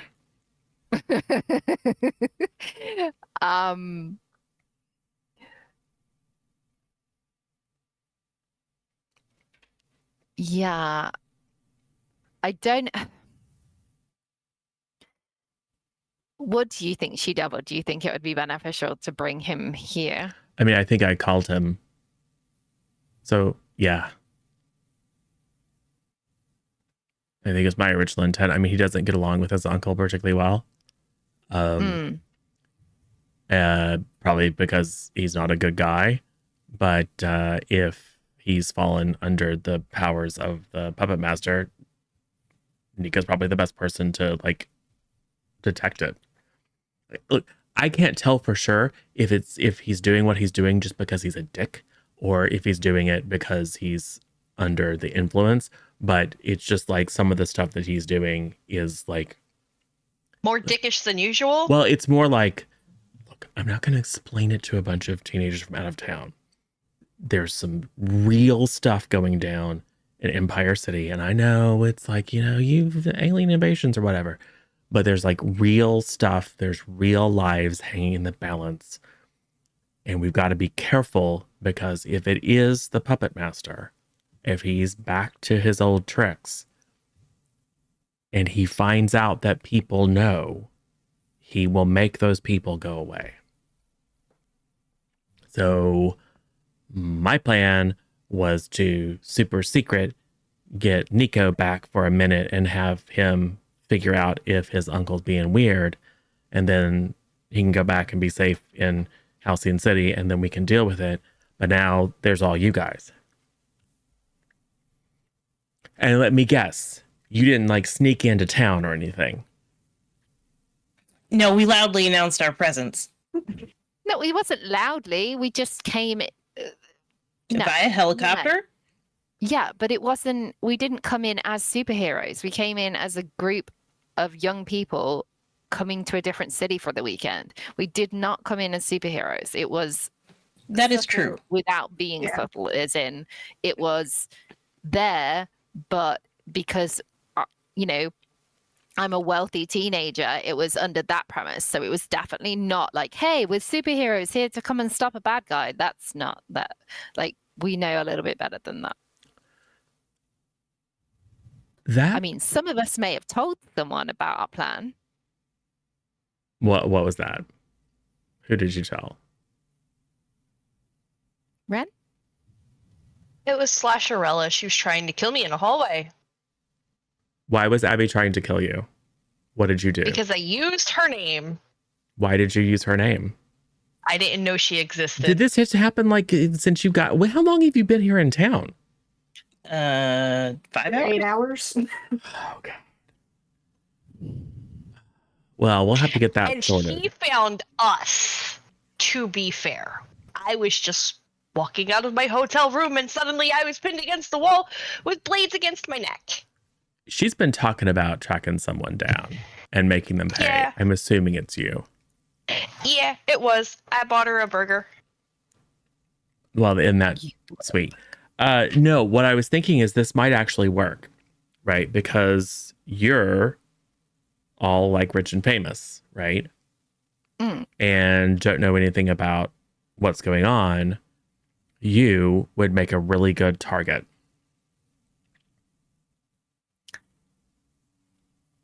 That sounds wonderful. Yeah.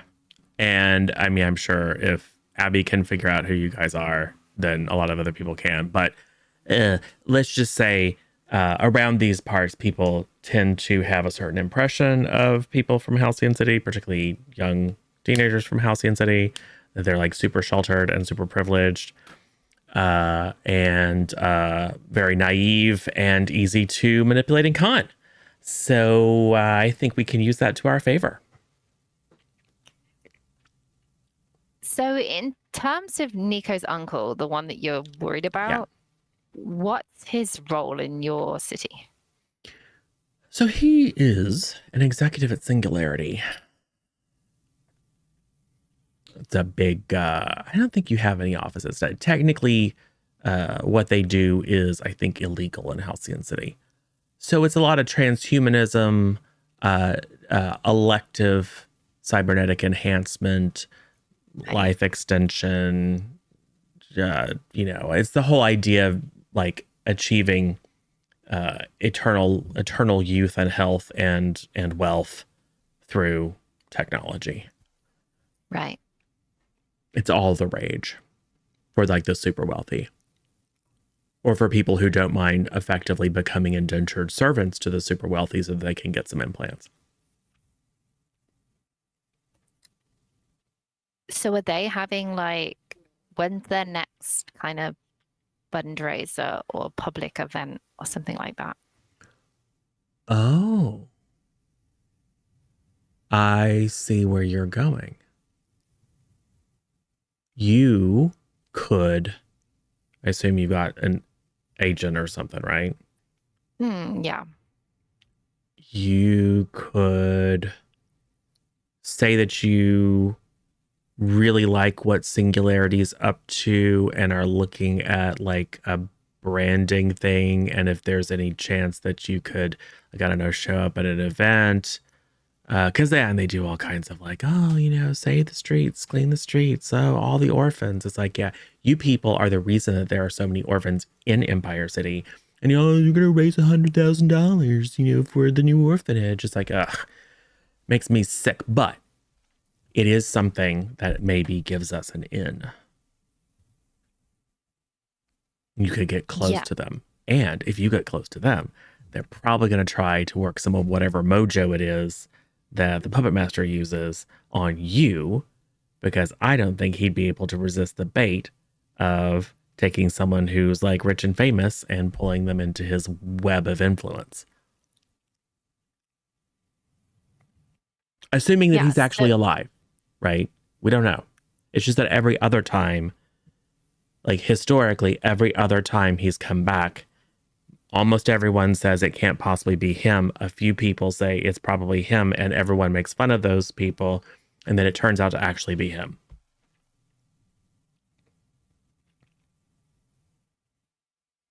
Yeah, I'm just thinking that if like they're having an event, like I could go under what you're saying, but also if we wanted Nico here, is I could always, what do you guys think?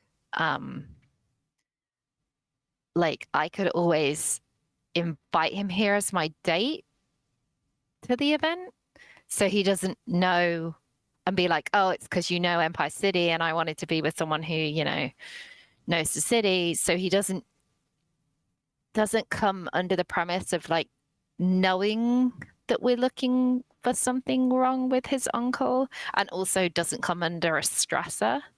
I don't know. I'm just thinking like a way to get him here because he wanted to get away from here to make his own name. I think getting him here to fight something might not be the best idea. I don't know. What do you guys think?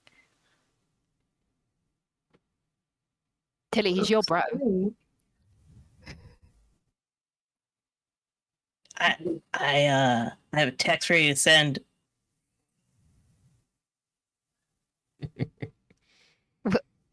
But do you think it's a good idea? What do you think? Eerily quiet. Fills me with confidence. Until he's thinking through a few things, like how he has all 5 conditions marked. just thinking through a few things here. Yeah, so she devil will say, well, it's clear who the brains of the operation is. I like it. It's devious. I mean, Nico needs to know what's going on. I love this, that you're like, oh, we don't know anything, but we have to protect poor Nico. It's like, he has seen some stuff. He will be fine. But yes, absolutely. You met him, because I think everyone knows that he went to Halcyon City. Everyone who matters knows he went to Halcyon City. You met him there. And he made the connection between Singularity and you, and you guys are dating. I love it. Perfect. Very smart. What about Home Run? Who's that? Oh, So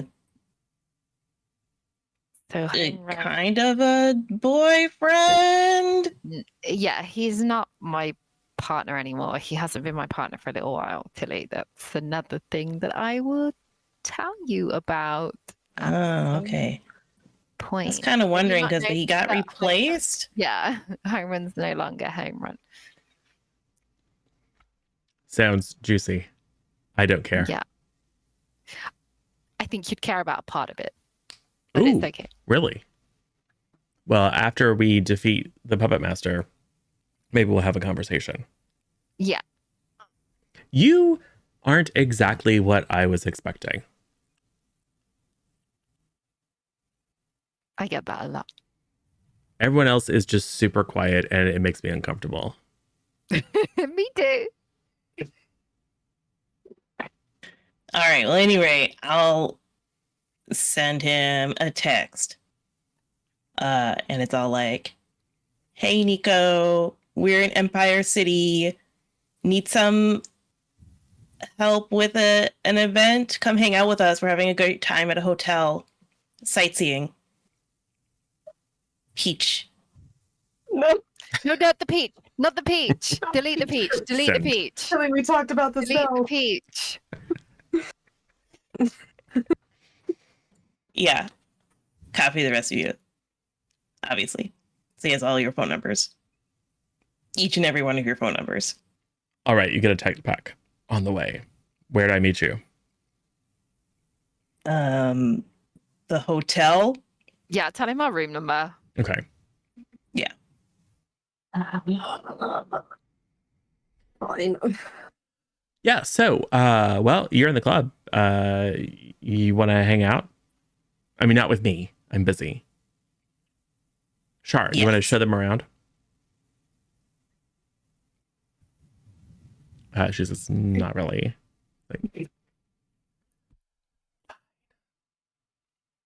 Cool. So, yeah, you Shar will give you a way to contact me. Have a conversation with you. Go. Tell him what's actually going on, though. Because he doesn't need your protection. Okay. If those three are going to stay at the club, Ren is going to look at residents. Go. Can you call me a car? I'll go wait for Nico at the hotel. I mean, I'm pretty sure he'll be a couple of hours. I was planning on just having a quick look around and come home myself because somebody woke me up in the wee hours of the morning. You can just call might need a little sleep. Or taxi for me. I'll go wait at the room for him. Okay. Come on, Ren. Don't be glum. We're at a cool club where people do club things. It's very exciting. He'll be a few hours. It'll be fine. Unless you have a malfunctioning chip in a room full of people who are thinking with their bodies. What? You'll be fine.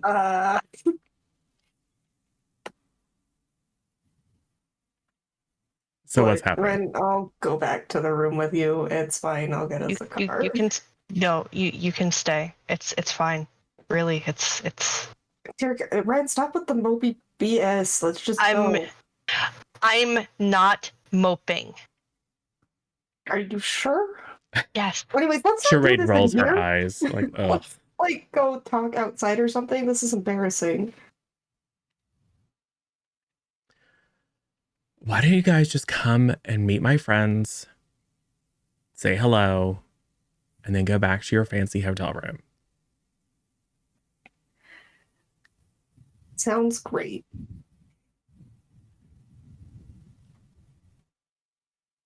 All right.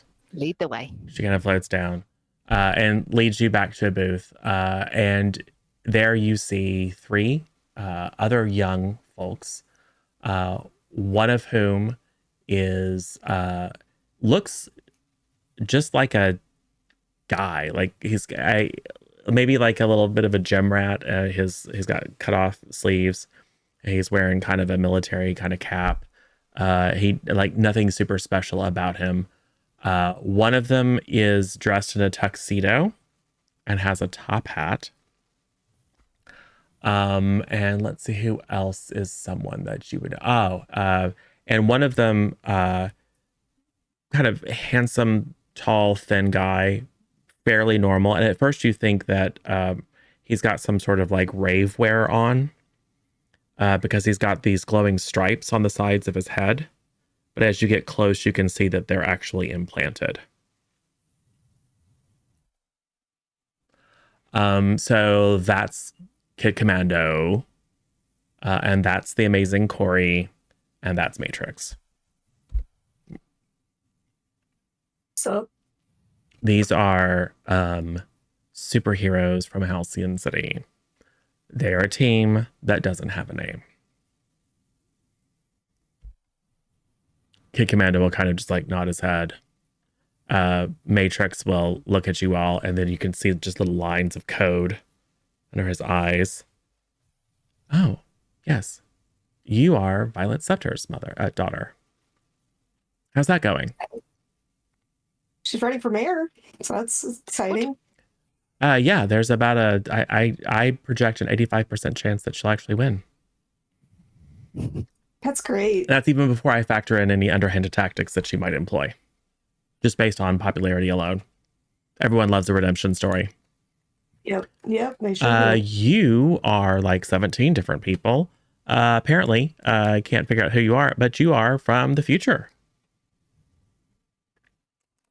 And everyone knows Lala. In the meantime, I've just texted Val saying, I told you the one thing not to say was about your mum. I didn't say anything. Right. They brought it up. No, she said she's running for mayor. Oh, yeah. He probably knew. It's like a secret. He deflected off of her so fast. Don't talk about me. Let's talk about my mom. Yeah. Matrix will be like, you look like a tactile light defense robot. but No, not. I am one. Yeah. But not. Yeah. You got some extra I'm better. special. What is that? What is that thing? That little chain thing? Oh, that's from the Khmer Condons. They are real? Yeah, they're I'm reading real. one. Yep. What? That is super cool. Here, have a seat. Cool. Kid Commando will just like, and Corey is just kind of a shy kid. He's just like playing with some cards. He 100%, as he jostles over, he'll like take off his top hat and then a little rabbit will pop out. Not yet. Ren's going to be fascinated by that because she likes magic tricks like that. Oh, it's not a trick. It's real magic. Awesome though. Yeah. So Can I see the bunny again? yeah, he'll just snap his fingers and it'll pop out. You can hold it if you want.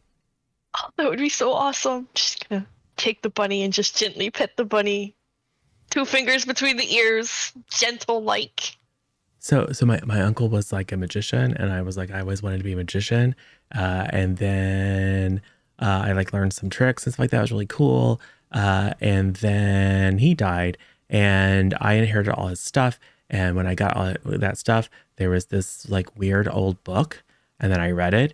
And then when I read it, I learned how to do like actual magic. And then I might have used actual magic to like get out of school and like make money and get good grades and stuff. And then decided that it was probably better not to get on the bad side of people like She-Devil. So I thought I would use my powers for good. And then also there's this thing called the true magicians, which are people who like actually like they're the people who can use magic on Earth. And only some of them aren't from Earth. Anyway, it's this whole thing. So I'm a member now, apparently. Anyway, hi, I'm Corey. I'm Ren. It's nice to meet you. What's the bunny's name? I don't know. Bunny. Bunny. That's perfect. She's just gonna pet the bunny. I'm from the future. Oh, cool. Things were bad there. Hmm. I also was experimented on, and then I was taken in. I had a temper tantrum. I'll admit to that. Destroyed our first base because of said temper tantrum. Was taken in by a government agency, and now I am avoiding said government agency like the plague on the city of Halcyon that they are. Cool. Sounds weird. Yeah, it is really weird. You want to see a trick? Yeah, absolutely. I bet I can guess your card. Okay, so pick one. So that's happening. We'll say that Tilly's just like, hey, check out this cool Khmer Condon thing on my shoulder. right. It has all the data in it. Let me tell you all about their culture that is reasonable to can I talk access about. it? Do you mind? Yeah, go ahead. He'll touch his fingers to it and a little kind of purplish glow. Oh my god, that's like their entire cultural history. I know, right? That is amazing. It's great. So yeah. I'm kind of like a cultural ambassador now, you know. That is so incredibly cool. And it does seem like their society is pretty superior, right? Like no one They wants certainly anything. think so. Yeah. I mean, by comparison to here, it sure is. We'll say at this point that Slasherella will, you guys again. Hey, Abby. So, Resonance has been typing notes on her phone that say, when mission is over, we need to work on PR, how to talk to people. Right. Things like not giving away secrets to strangers. We love giving away secrets to strangers. Privacy. Oh, I'm fully aware. Like you and Ren right now are just there like, here's my whole story. Here's some data off my shoulder. Right. I mean, Resonance is like they need to learn how, Yeah. like, because I'm a celebrity, so I'm fully like, don't give stuff away about public stuff, and I'm like, we need to arrange PR lessons, work on charisma. her information was kind of given out by someone else. She just went into detail with somebody else who gave detail, and she low-key might like him a little bit. He's got a bunny and does magic tricks. I know, it's just very awkward to watch, which is why Resonance is making It's notes. beautiful. Awkward and weird, and Resonance is like, this, we need to work on just spilling our guts to random strangers. It's not okay. Well, so as you have these conversations, a few other folks walk by. There's a real pretty athletic black girl in kind of a red beret. That's Missy. Her dad was like a warlord here in town, and she kind of grew up in that, and then decided that she didn't want to be part of the problem. You know, kind of the typical story. And so she now helps us clean the streets. That guy over there up on the balcony, yeah, the one in the owl costume, that's Night Owl. He's real weird, whatever. I mean, he's cool and everything. I thought I saw Logan around, but you can never be sure about him. He's like a super creepy telepath guy, and if he doesn't want anyone to notice him, you just forget he exists. So who knows? It's a typical hangout for, a lot of us who want to make Empire City suck less. Sounds good. So you spend some time socializing. Does anything happen? Ren is just gonna mostly focus on talking to Corey. And she should tell him about the kitty cat cafe and her trying to, get people to adopt more pets, as well as, do trap and release, spay and neuter, the whole Bob Barker spiel. I can help with that. So he'll pull out a little magic wand, and it's like, do you have a coin or something? Or just a few, a handful of coins? Mm-hmm. She's gonna pull out, a couple of pocket change, coffee quarters. Cool. Put them down on the table. And then he will kind of concentrate, and he'll take out his, typical magician's wand, the polished black with a little white tip, and he'll move it around. It looks super hokey. But there is, even those of you who aren't magically inclined can feel something. And you hear Sheree go, "Really, Corey?" It's like, "I'm helping." And then he waves and he mutters an incantation under his breath, and the little wand grows kind of a trailer of kind of sparkles, and then the sparkles sink into the coins, and the coins kind of morph themselves. They're still disc shaped, but all the writing has morphed itself into this arcane sigil. So what you do is you put this on the collar of the cats, and then when people come in, they'll fall in love with the cat. What happens if you take the collar off? They might still love the cat. They might kind of wonder why they have a cat now. Tell them that they can't take the collar off. I don't know. Sounds real practical. I mean, it's magic. Magic's weird. I mean, most of the people I know who know magic, except for Charade, have practiced it for 500 years, and there's a lot to learn.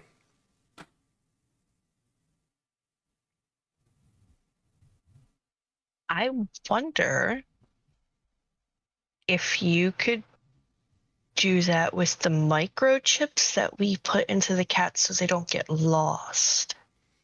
So magic and technology don't always play nice together.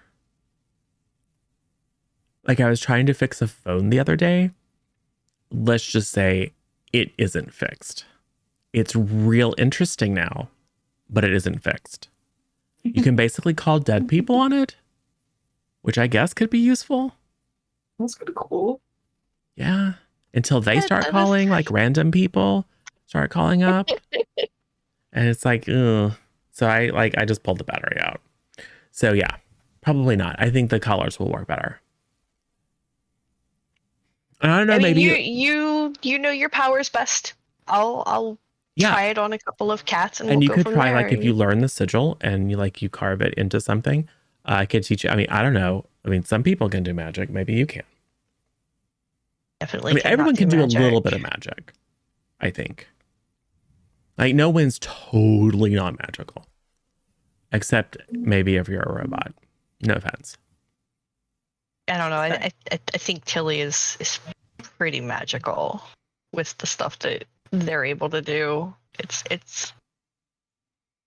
Well, technically, technology is not magic, although sufficiently advanced technology might appear to be magic. Yeah, I mean that's what I mean. It's or sufficiently advanced magic might appear to be technology. Did you ever think about that? Maybe it's all magic. To Val. Who's she flirting with now, Tilly or him? Both? Yeah, I don't know what's going on. I don't know what's happening either, but it's Ren, so I never know what's happening. That's true. Slasherella is just busy carving something into the table with one of her finger blades. So, anything up? Like any action? No, I it's actually was looking forward to beating the crap out of someone tonight, and I didn't get to. I mean, if you want to go outside, I'll throw hands. Wait. Maybe We're not. on. Let's go. All right. Well, you guys go have fun, I guess. Yeah, I'll see you lot later if that's what's happening. I'll be calling a car because I'll ref. Of course, like, should I go check and make sure that they're okay? It's fine. I can heal them. They'll be fine. Okay. Why do they hate each other? She kind of accidentally stole her. So Ren stole Slasherella's name because we had to pretend to be villains. So that's the fake Slasherella. Yeah, she was the fake one. I didn't know. We kind of had to make decisions on names and yeah, she's been talking about that for months, like tracking this wench down and show her who's who. And okay, cool. Now they're just gonna go punch each other. And now it's not let go. Like, I mean, this doesn't have to be about the Slasherella thing. It can just be that they just want to fight each other. What's wrong with that? Sometimes you just want to fight somebody. Get it out of our system. It's fine. Yeah. Well, should we go watch? Yeah. Yeah, we should spectate. Tilly, you should totally record this. Yeah, I should. Training purposes. Yeah. Okay, Ren, let's go over everything you did wrong. Ren is going to pull out the one scrunchie, the small elastic band that she carried inside of the purse of uselessness. Yeah. She's going to pull her hair back.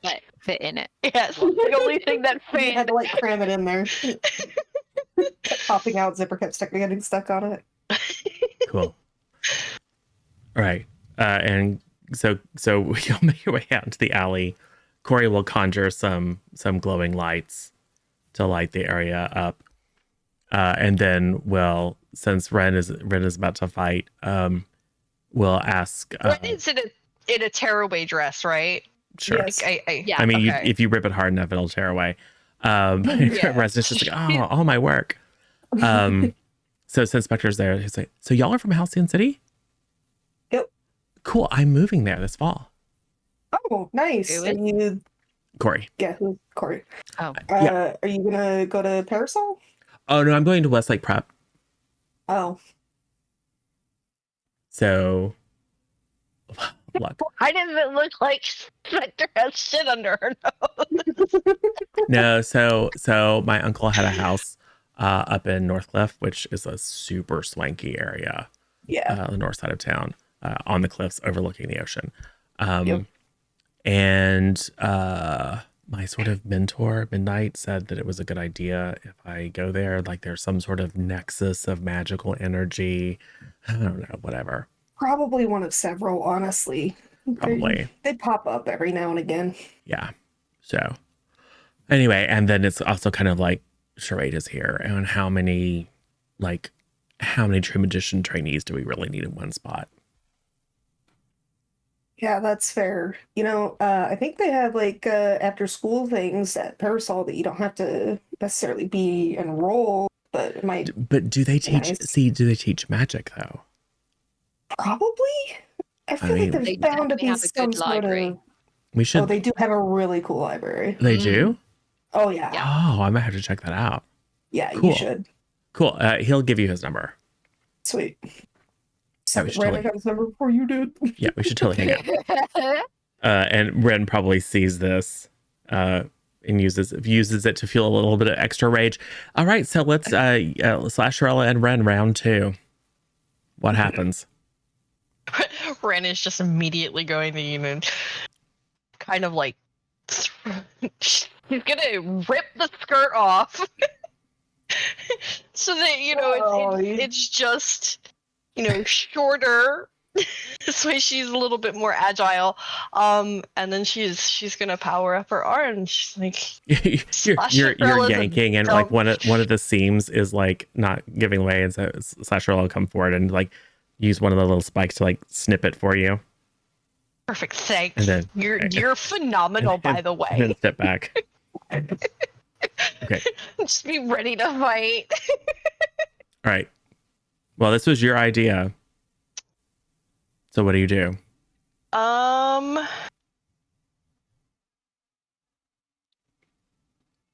Can me, Spectre, and Tilly be on like the roof looking down Yeah. at the alley, like watching it from bird's eye? Yeah. And sometimes throwing nuts to distract them. Sure. We're gonna just go ahead and, I mean,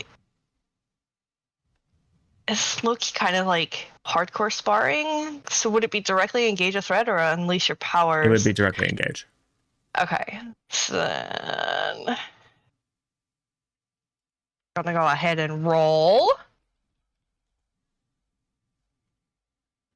Got a 9.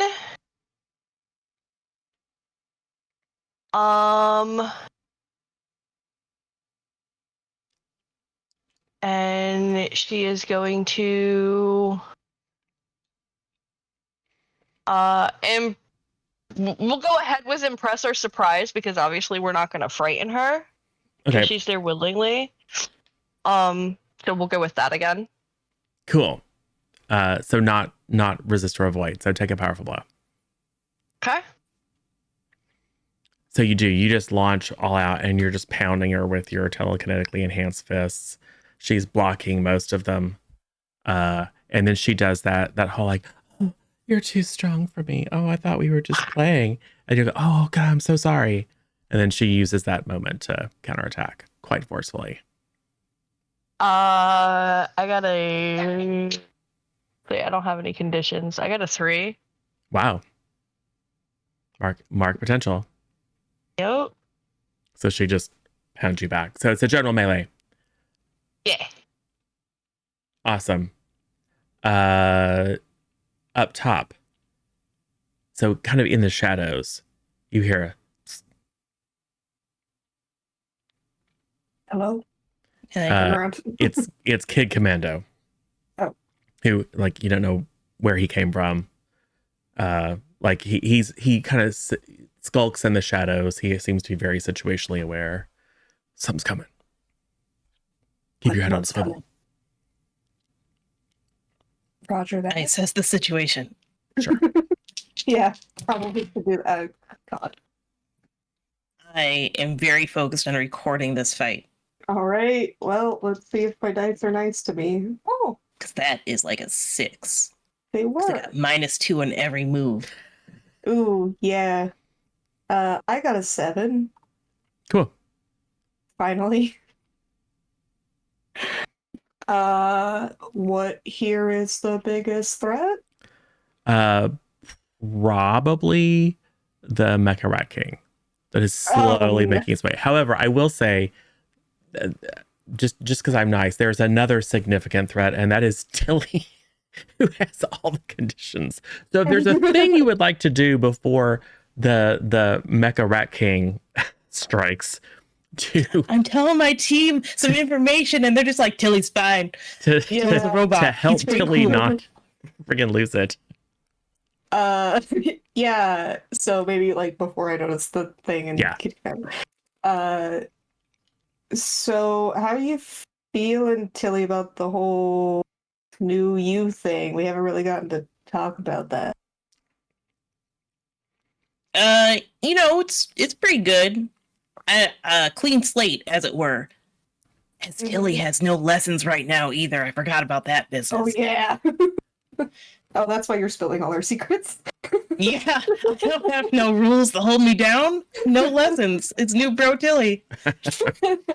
Lots of confidence, and that's it. Ooh, yeah. Woohoo. Yeah, I mean, I guess I just wanted to like check in and see if you're okay. I'm great. There was a lot of hesitation in that, Tilly. No. Are you lying? Absolutely not. Tilly. Listen, here's some. Yeah, here's the mask. I think it's also like Tilly's twitching. Yeah, you're like, smoke is coming out of their ears. Also, like, see if I can come to the source of the problem. Yeah, that's a 13. Yeah. How could I get your character to tell me what's wrong? I don't know. I mean, you're probably just one question away from Tilly just being like, listen, it's just a lot, Yeah, okay. We'll just...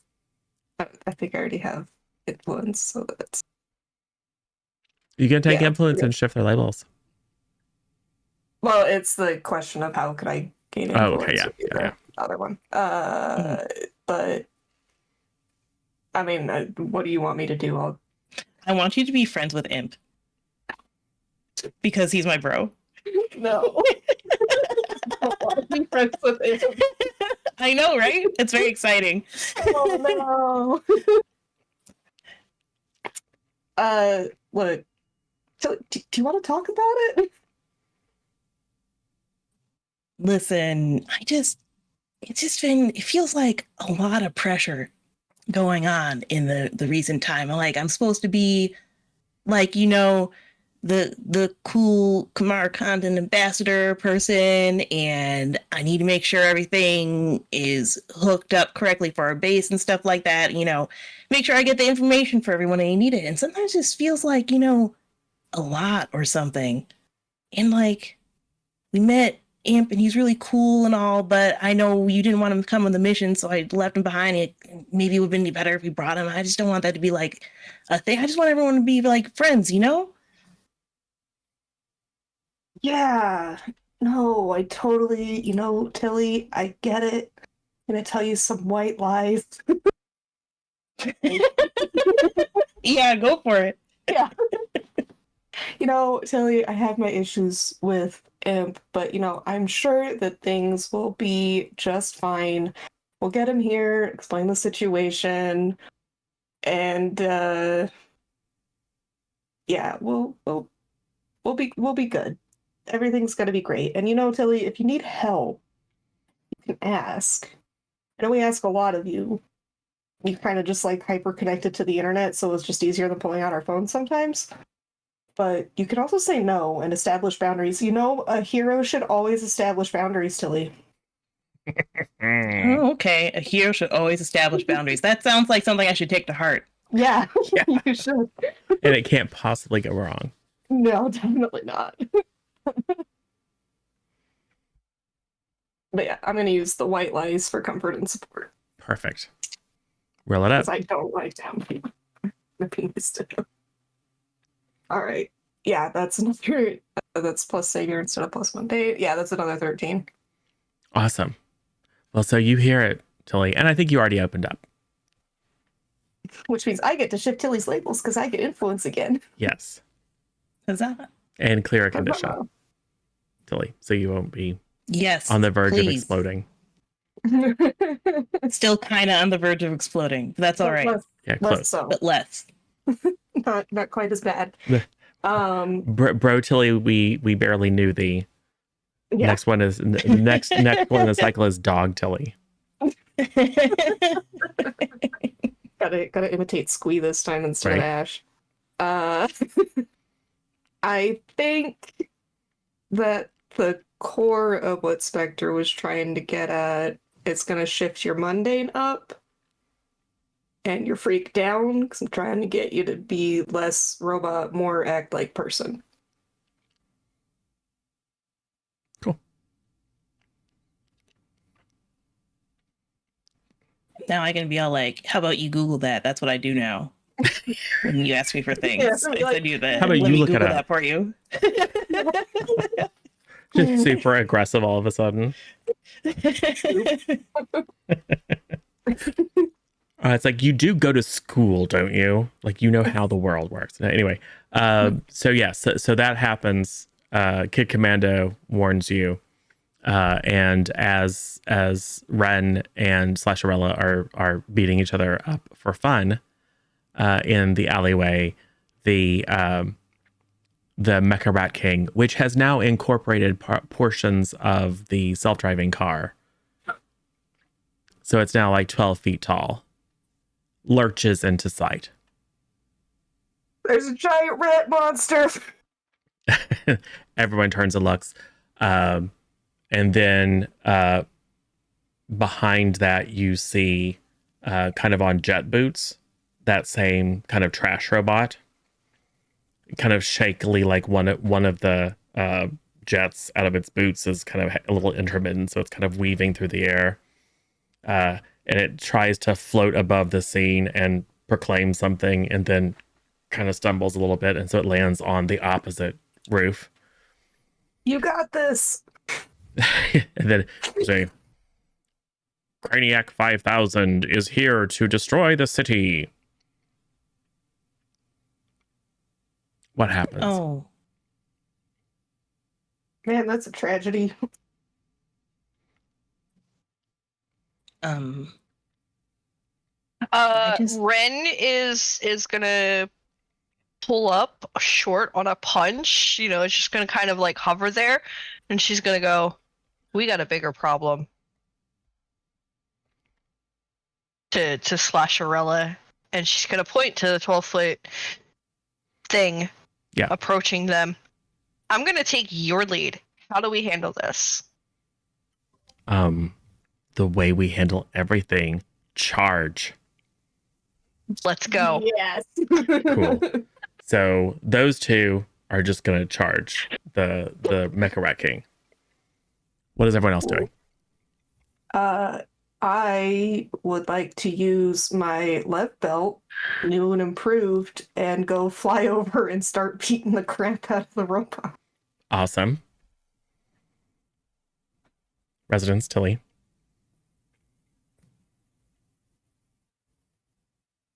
Can we hack the robot? You can try. I will try to hack the robot. Okay. And what's Residence doing? Going, rats! Ew. Why does it have to be rats? No. I mean, I'm probably just gonna try and do the same thing that I did last time, but this time I might try and do it so that they get like flung. Oh, like reverse the polarity. Yeah. Cool. Awesome. So this is all kind of happening at once. So let's get Ren's headlong charge at the Mecha Rat King. All right. I'm gonna do my rolly roll. We got. Yeah, go ahead and roll up your rolls so we know what the outcomes are. It's an 8 plus a 2 gives me 10. Great. What are your choices? I want to take something from them and create an opportunity. Okay. What do you want to take from them? I don't know, something useful. I'm gonna take. I'm gonna take the hollow projection of the taxi driver. Okay. Yes. Okay. So inside is the It's not even a hollow projection. It's actually the top half of an android.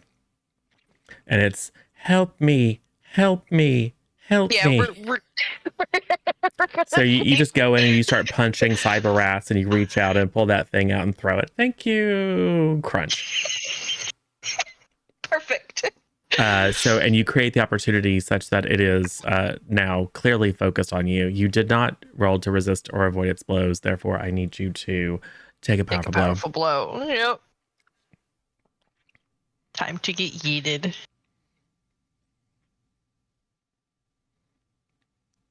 I got a 7.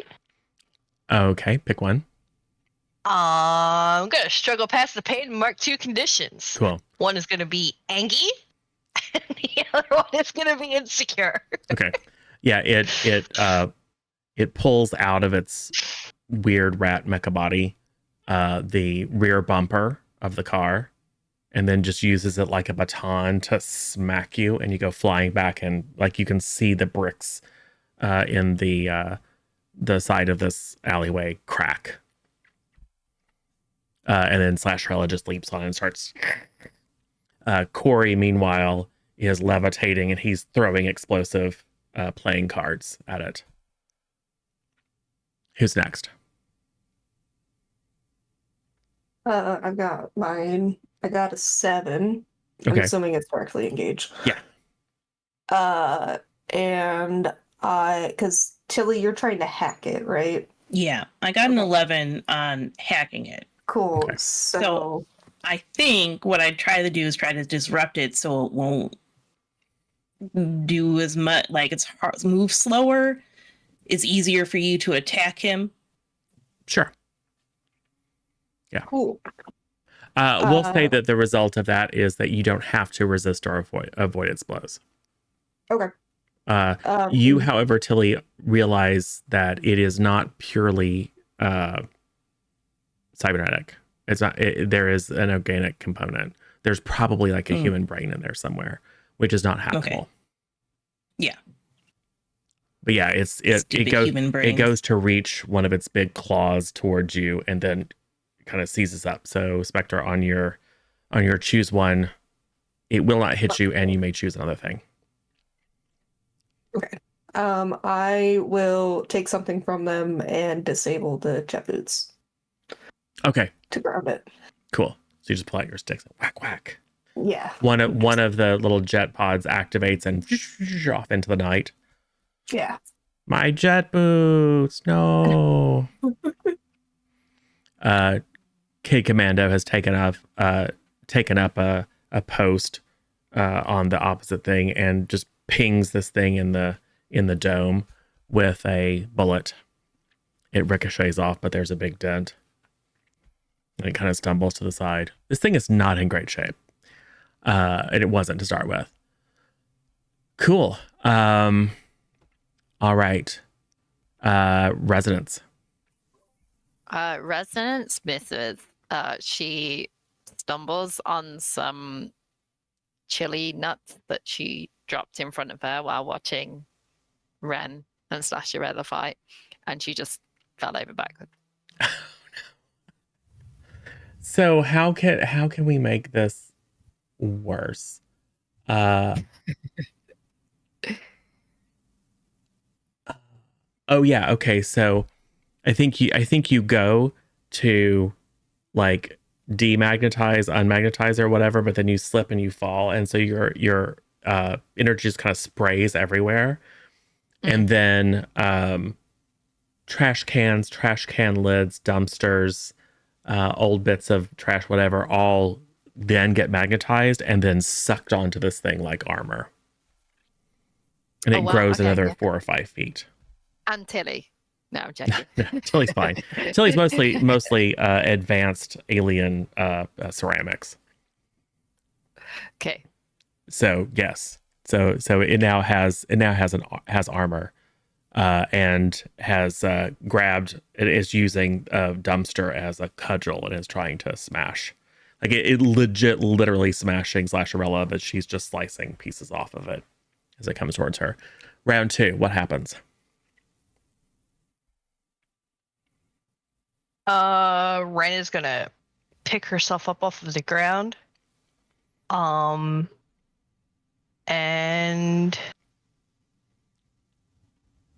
she is going to get right back into the fight. Sure.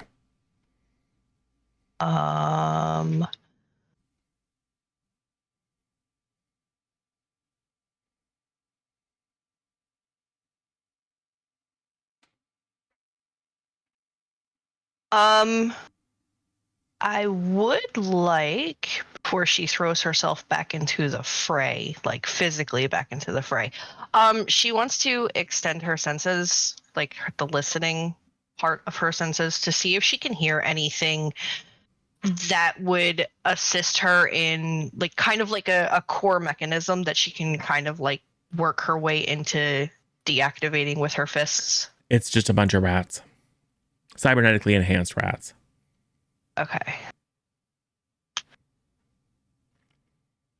But there's not like a central thing. Okay. Dan, we're just gonna go ahead and do some more punchy.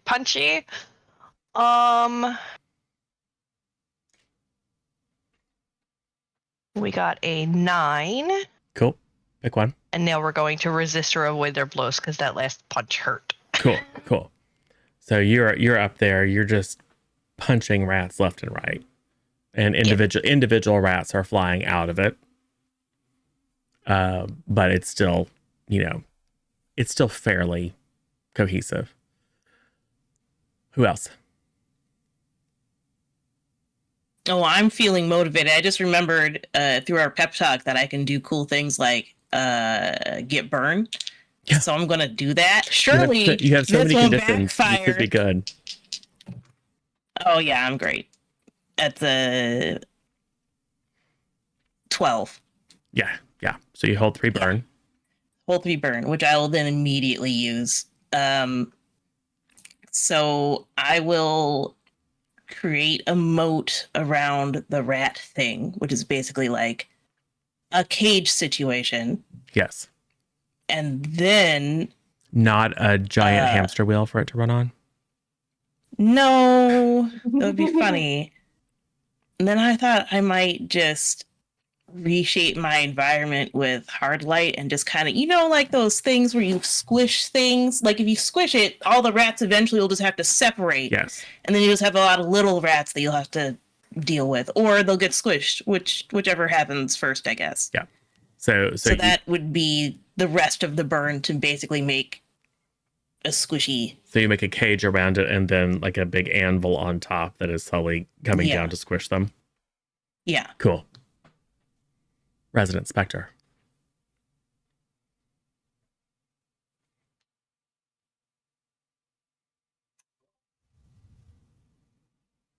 How's the robot doing? I mean, it's largely garbage, but it's still functional. Okay.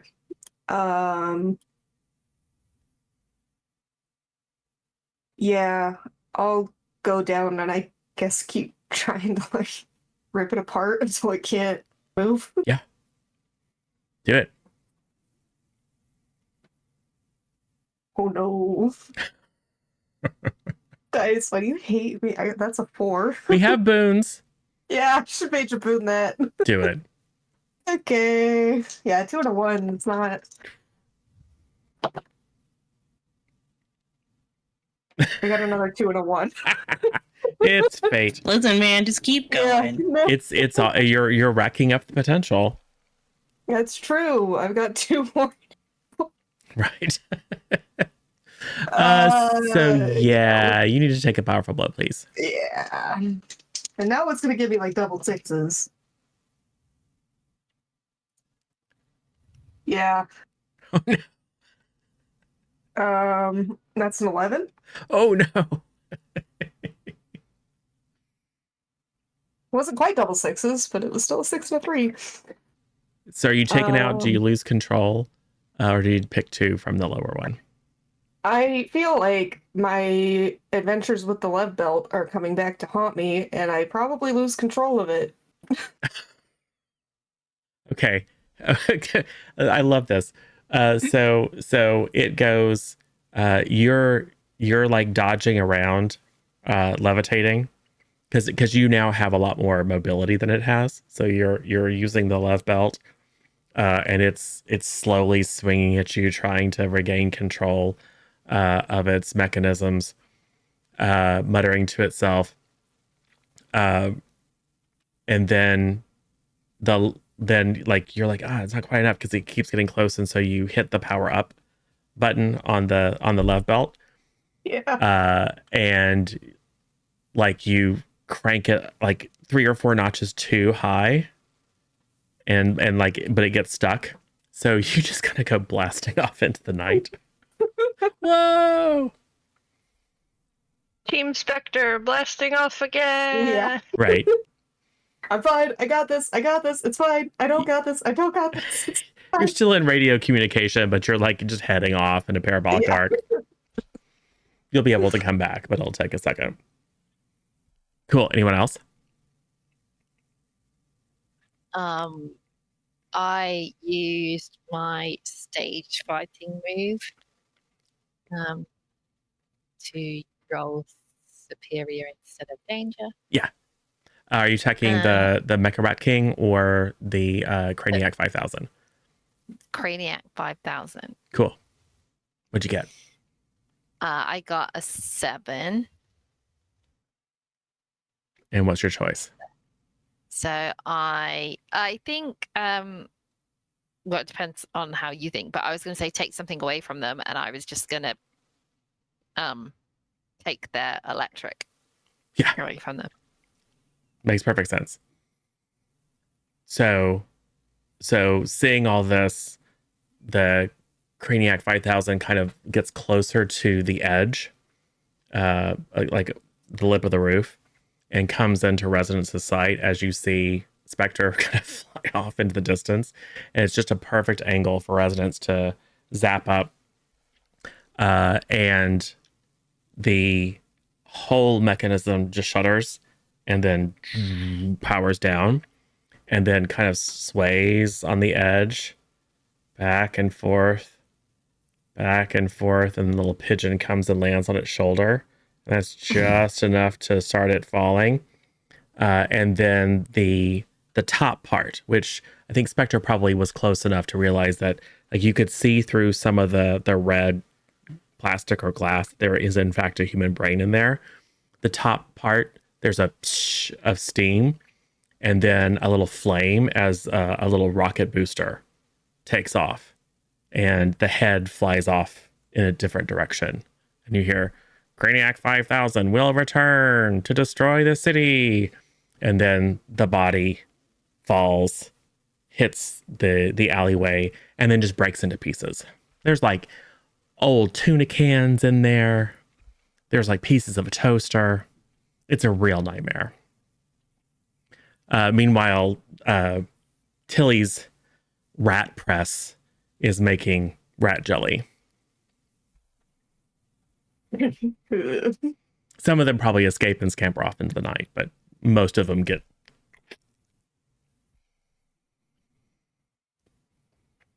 Cool. Spectre regains control over the love belt. I meant to do that. Did Love you it, Jen. though? Don't worry about it. Yes.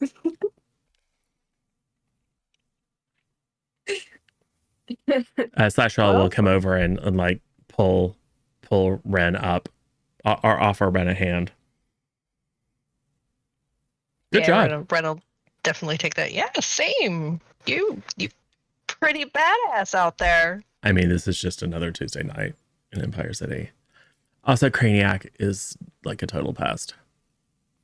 He's been trying to destroy the city for like 75 years.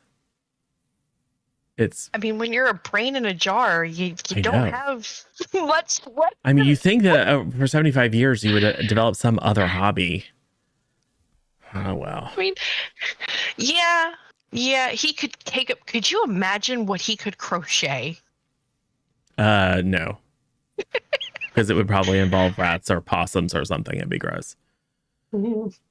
Anyway, that was fun. It was fun. I had a blast.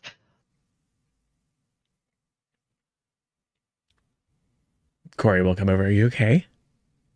Yeah, I'm good. Are you okay? Oh, yeah, that I'm card fine. thing. That was the cards, exploding cards. Yeah.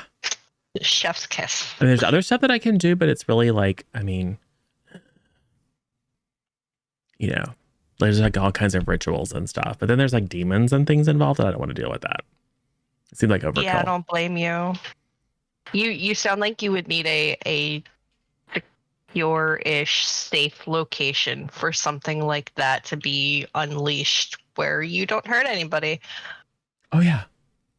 Oh yeah, we have like this sanctuary that exists outside of space and time. So yeah, you just like have to know how to open any door and it will take you there. If you're a true magician. So That's completely fair, because I would hate for a portal to just randomly open and you get, yeah, I mean that does happen. yeah. I can make that happen. I saw this thing on the internet about this hero, might have been in Halcyon City, who wound up hanging from a stoplight in front of everyone in downtown. It was all over the internet. Super embarrassing. Yeah, I bet it was. Poor Fade. Yeah. I heard she left the city. I would too after that. After everyone saw my underwear. Changed her name. Left the city, changed her name. Yeah. Disappeared. I Makes mean, sense. Meanwhile, she is standing there absolutely mortified. I mean, you're famous. Okay, well, this was fun, but we have stuff to do in the morning, so hey, Yeah. you should come hang out again.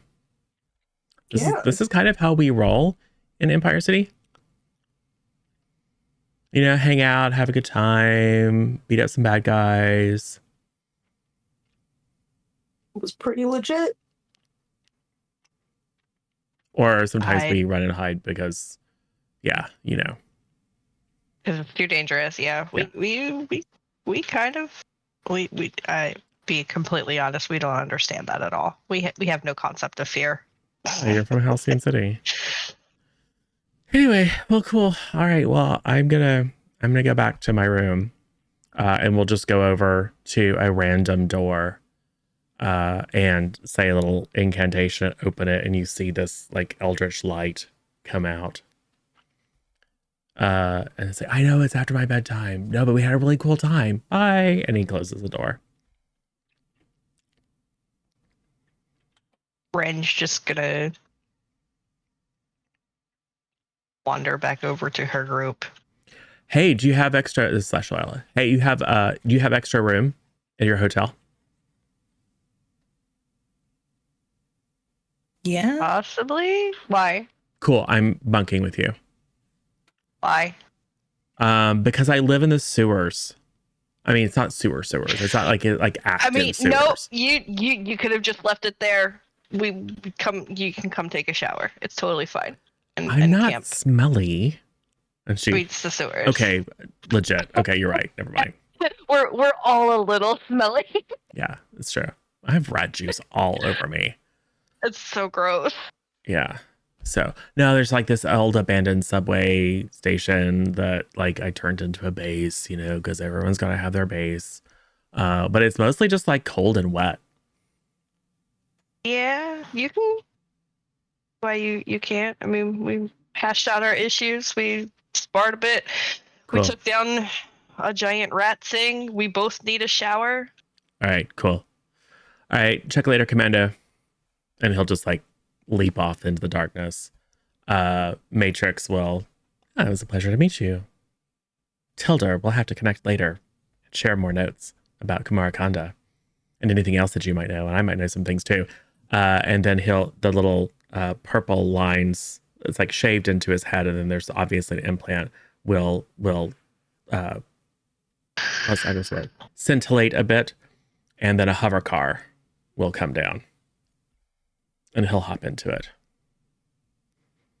and wave I goodbye. want a hover car. Yeah. Can we get a hover car? Does your mom have a hover car? It's got I know. rocket boosters on it. I know, but it doesn't hover. It has wheels. It doesn't hover. I don't. Well, so Celestial will be like, well, so if your dad is the founder of Singularity and whatever 100 billionaire guy, and who like experimented on you to try to make you some sort of transhuman when you were a child, there's some perks. Hover cars being one of them. Having your own hacking fingers. Yeah, but also having exactly, having your own like parent dissect your brain to try to make you better is the downside. So yeah, I don't know. He's nice, but he's also super messed up because of the whole like experimentation thing. Yeah. All right. Well, where's Charade? She's never. She could be here. Anyway. It's fine. Ever since she was like, I'm She-Devil's new protege, it's not like it used to be anyway. So cool. Let's go to the hotel and get cleaned up. Yeah. Cool. So yes, she will call a car. They will inquire where the other car is. We're getting a tracking send it back. We're getting a tracking signal. It's very close to you as you look over at the half an android. Help me. I just want to die. But they'll send another car for you. You return. You head back up to the penthouse to your various different rooms. Get all cleaned up.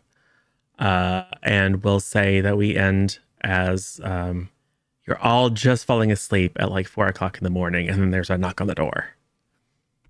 And someone opens it, and it's of course the new Impact. And looking around, like, because it looks like there's been a party. Clothes everywhere, open pizza boxes. So, you'll be able to explain things to the new Impact as we approach the next episode. Next week, right? Cool. Awesome. Yes. Well, well done, everyone. You survived a Mecha Rat King and a Golden Age supervillain who has seen better days. And you beat up other heroes a little bit. That was fun. And told everyone all your business. All our business. Not all of us. There's no way that's going to come back to bite us in the back. Yeah, definitely not giving basically Singularity all the information about the Kamara Condens. Yeah. Resident, not going to come back. True. Residents didn't spill a bunch of beans. But literally everyone else did. I mean, my mom running for mayor is a pretty public information. That's not. It's true. It's true. Super secret. No, but you and Red just went into Scarlet Witch. Was like, not Scarlet Witch. She-Devil was just Charade. like. Why not? It's fine. It's how you make friends. Cool. All right. Well, let's do that thing that we do. And we'll start with Rachie this time. Hi, I'm Rachie H. I sometimes stream again. So you can find me on Twitch as Rachie H. And that's where all my other social media stuff is. Yes. Oh, end of stuff. End of stuff. Closer, Right. more And into the image of yourself or Closer, further away? image of yourself. Away from the team. Ooh.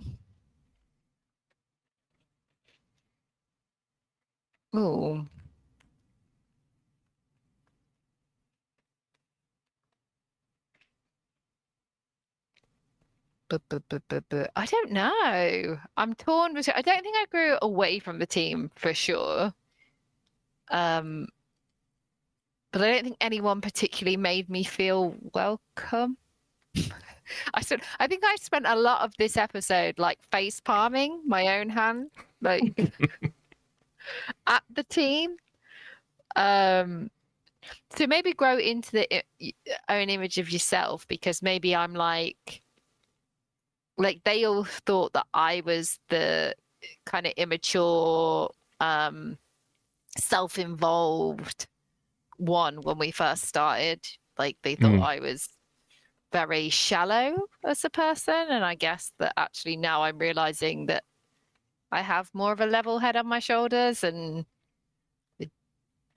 can speak my mind and stuff. Yep. So I guess so I've got to shift some labels. Awesome. Yo, Zodi.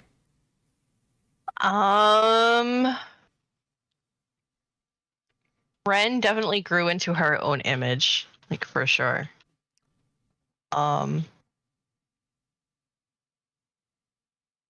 She made friends. Well, sorta, kinda made friends. She's got a crush on somebody who isn't Val. But is it Abby or Corey? Do we even know? Yeah, who doesn't she have a crush on? That's my question. Right. Residents. Like, who doesn't? Who is she not crushing on? No, I mean, in all honesty, like she looks at Abby as somebody who like she can girl bond with without it being a relationship. Like she could see her and Abby becoming best friends, but like she really likes Corey. Okay. So note to self, Abby definitely has to fall for Ren to make things awkward. Okay, cool. Oh yeah, absolutely. Go for it. Beautiful. All right. Go. I'm just gonna say she definitely was flirting with her when she first met her. 100%. Yeah, it's true. It's fine. And poor bro Tilly over there. Like, but what about me? What about me? I flirted with you one time. We have to have a flashback to see exactly what happened there. Yeah, 100%. And Corey's like, and you're barking up the wrong tree. But anyway, it's fine. Yeah, it's totally fine. He's got a bunny rabbit that makes everything okay. Right.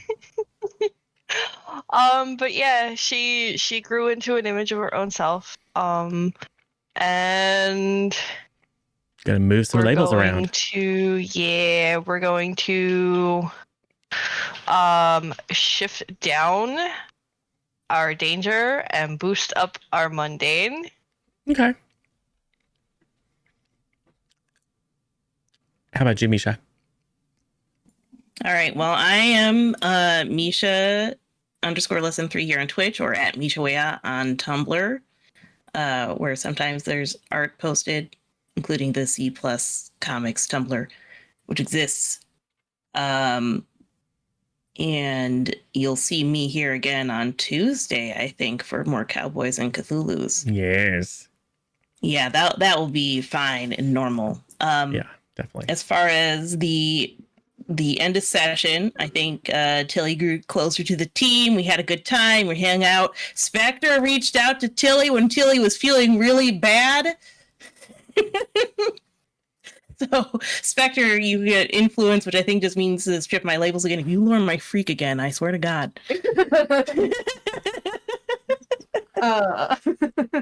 Let's see. How do I see Tilly? I think I see Tilly as less dangerous. So move that down. And Tilly's a person of the people. So move your savior up. You're always helping us out. Tilly's a basic bro. I mean, I am a basic bro, the most basic of bros. I'm gonna get to clear condition for this also, thank goodness. So I'm just gonna get rid of angry. Yeah. And I will say angry. Also, although it was a combat, like anything like blowing off steam kind of stuff, like I think the combat was cathartic more than it was an actual threat. So if you can justify clearing a condition. Well, I can justify angry. Yeah. I break a lot of rats. It probably was a bit excessive. Yeah. Very cathartic to squish all those rats. I could definitely clear angry on that. I'm not going to clear insecure on that. Because Corey brought up the underwear thing, and that would have just. I'm feeling so good about myself. Did you hear about that girl who was hanging out in her underwear in downtown? Wasn't that awful? I'll clear insecure because I've never done that. Right. Cool. All right. Yeah. So I'm good. All right, cool. I'm 98 tough love. I think that Spectre kind of continuing to grow into her own image of herself, still got kind of dragged on by the team a little bit, getting called out for not making great decisions, and then blasted off with the Lev belt. So yeah, still feeling pretty insecure and not great about that. So we're gonna shift her labels again.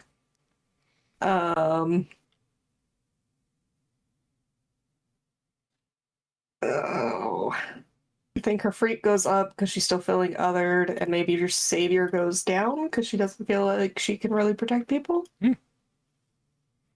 Someone needs to reach out and see if Spectre's okay. Maybe a little comfort in supporting. She'll be fine. Yeah. If only you had someone who wanted nothing but to be your best friend who had just arrived at the hotel room.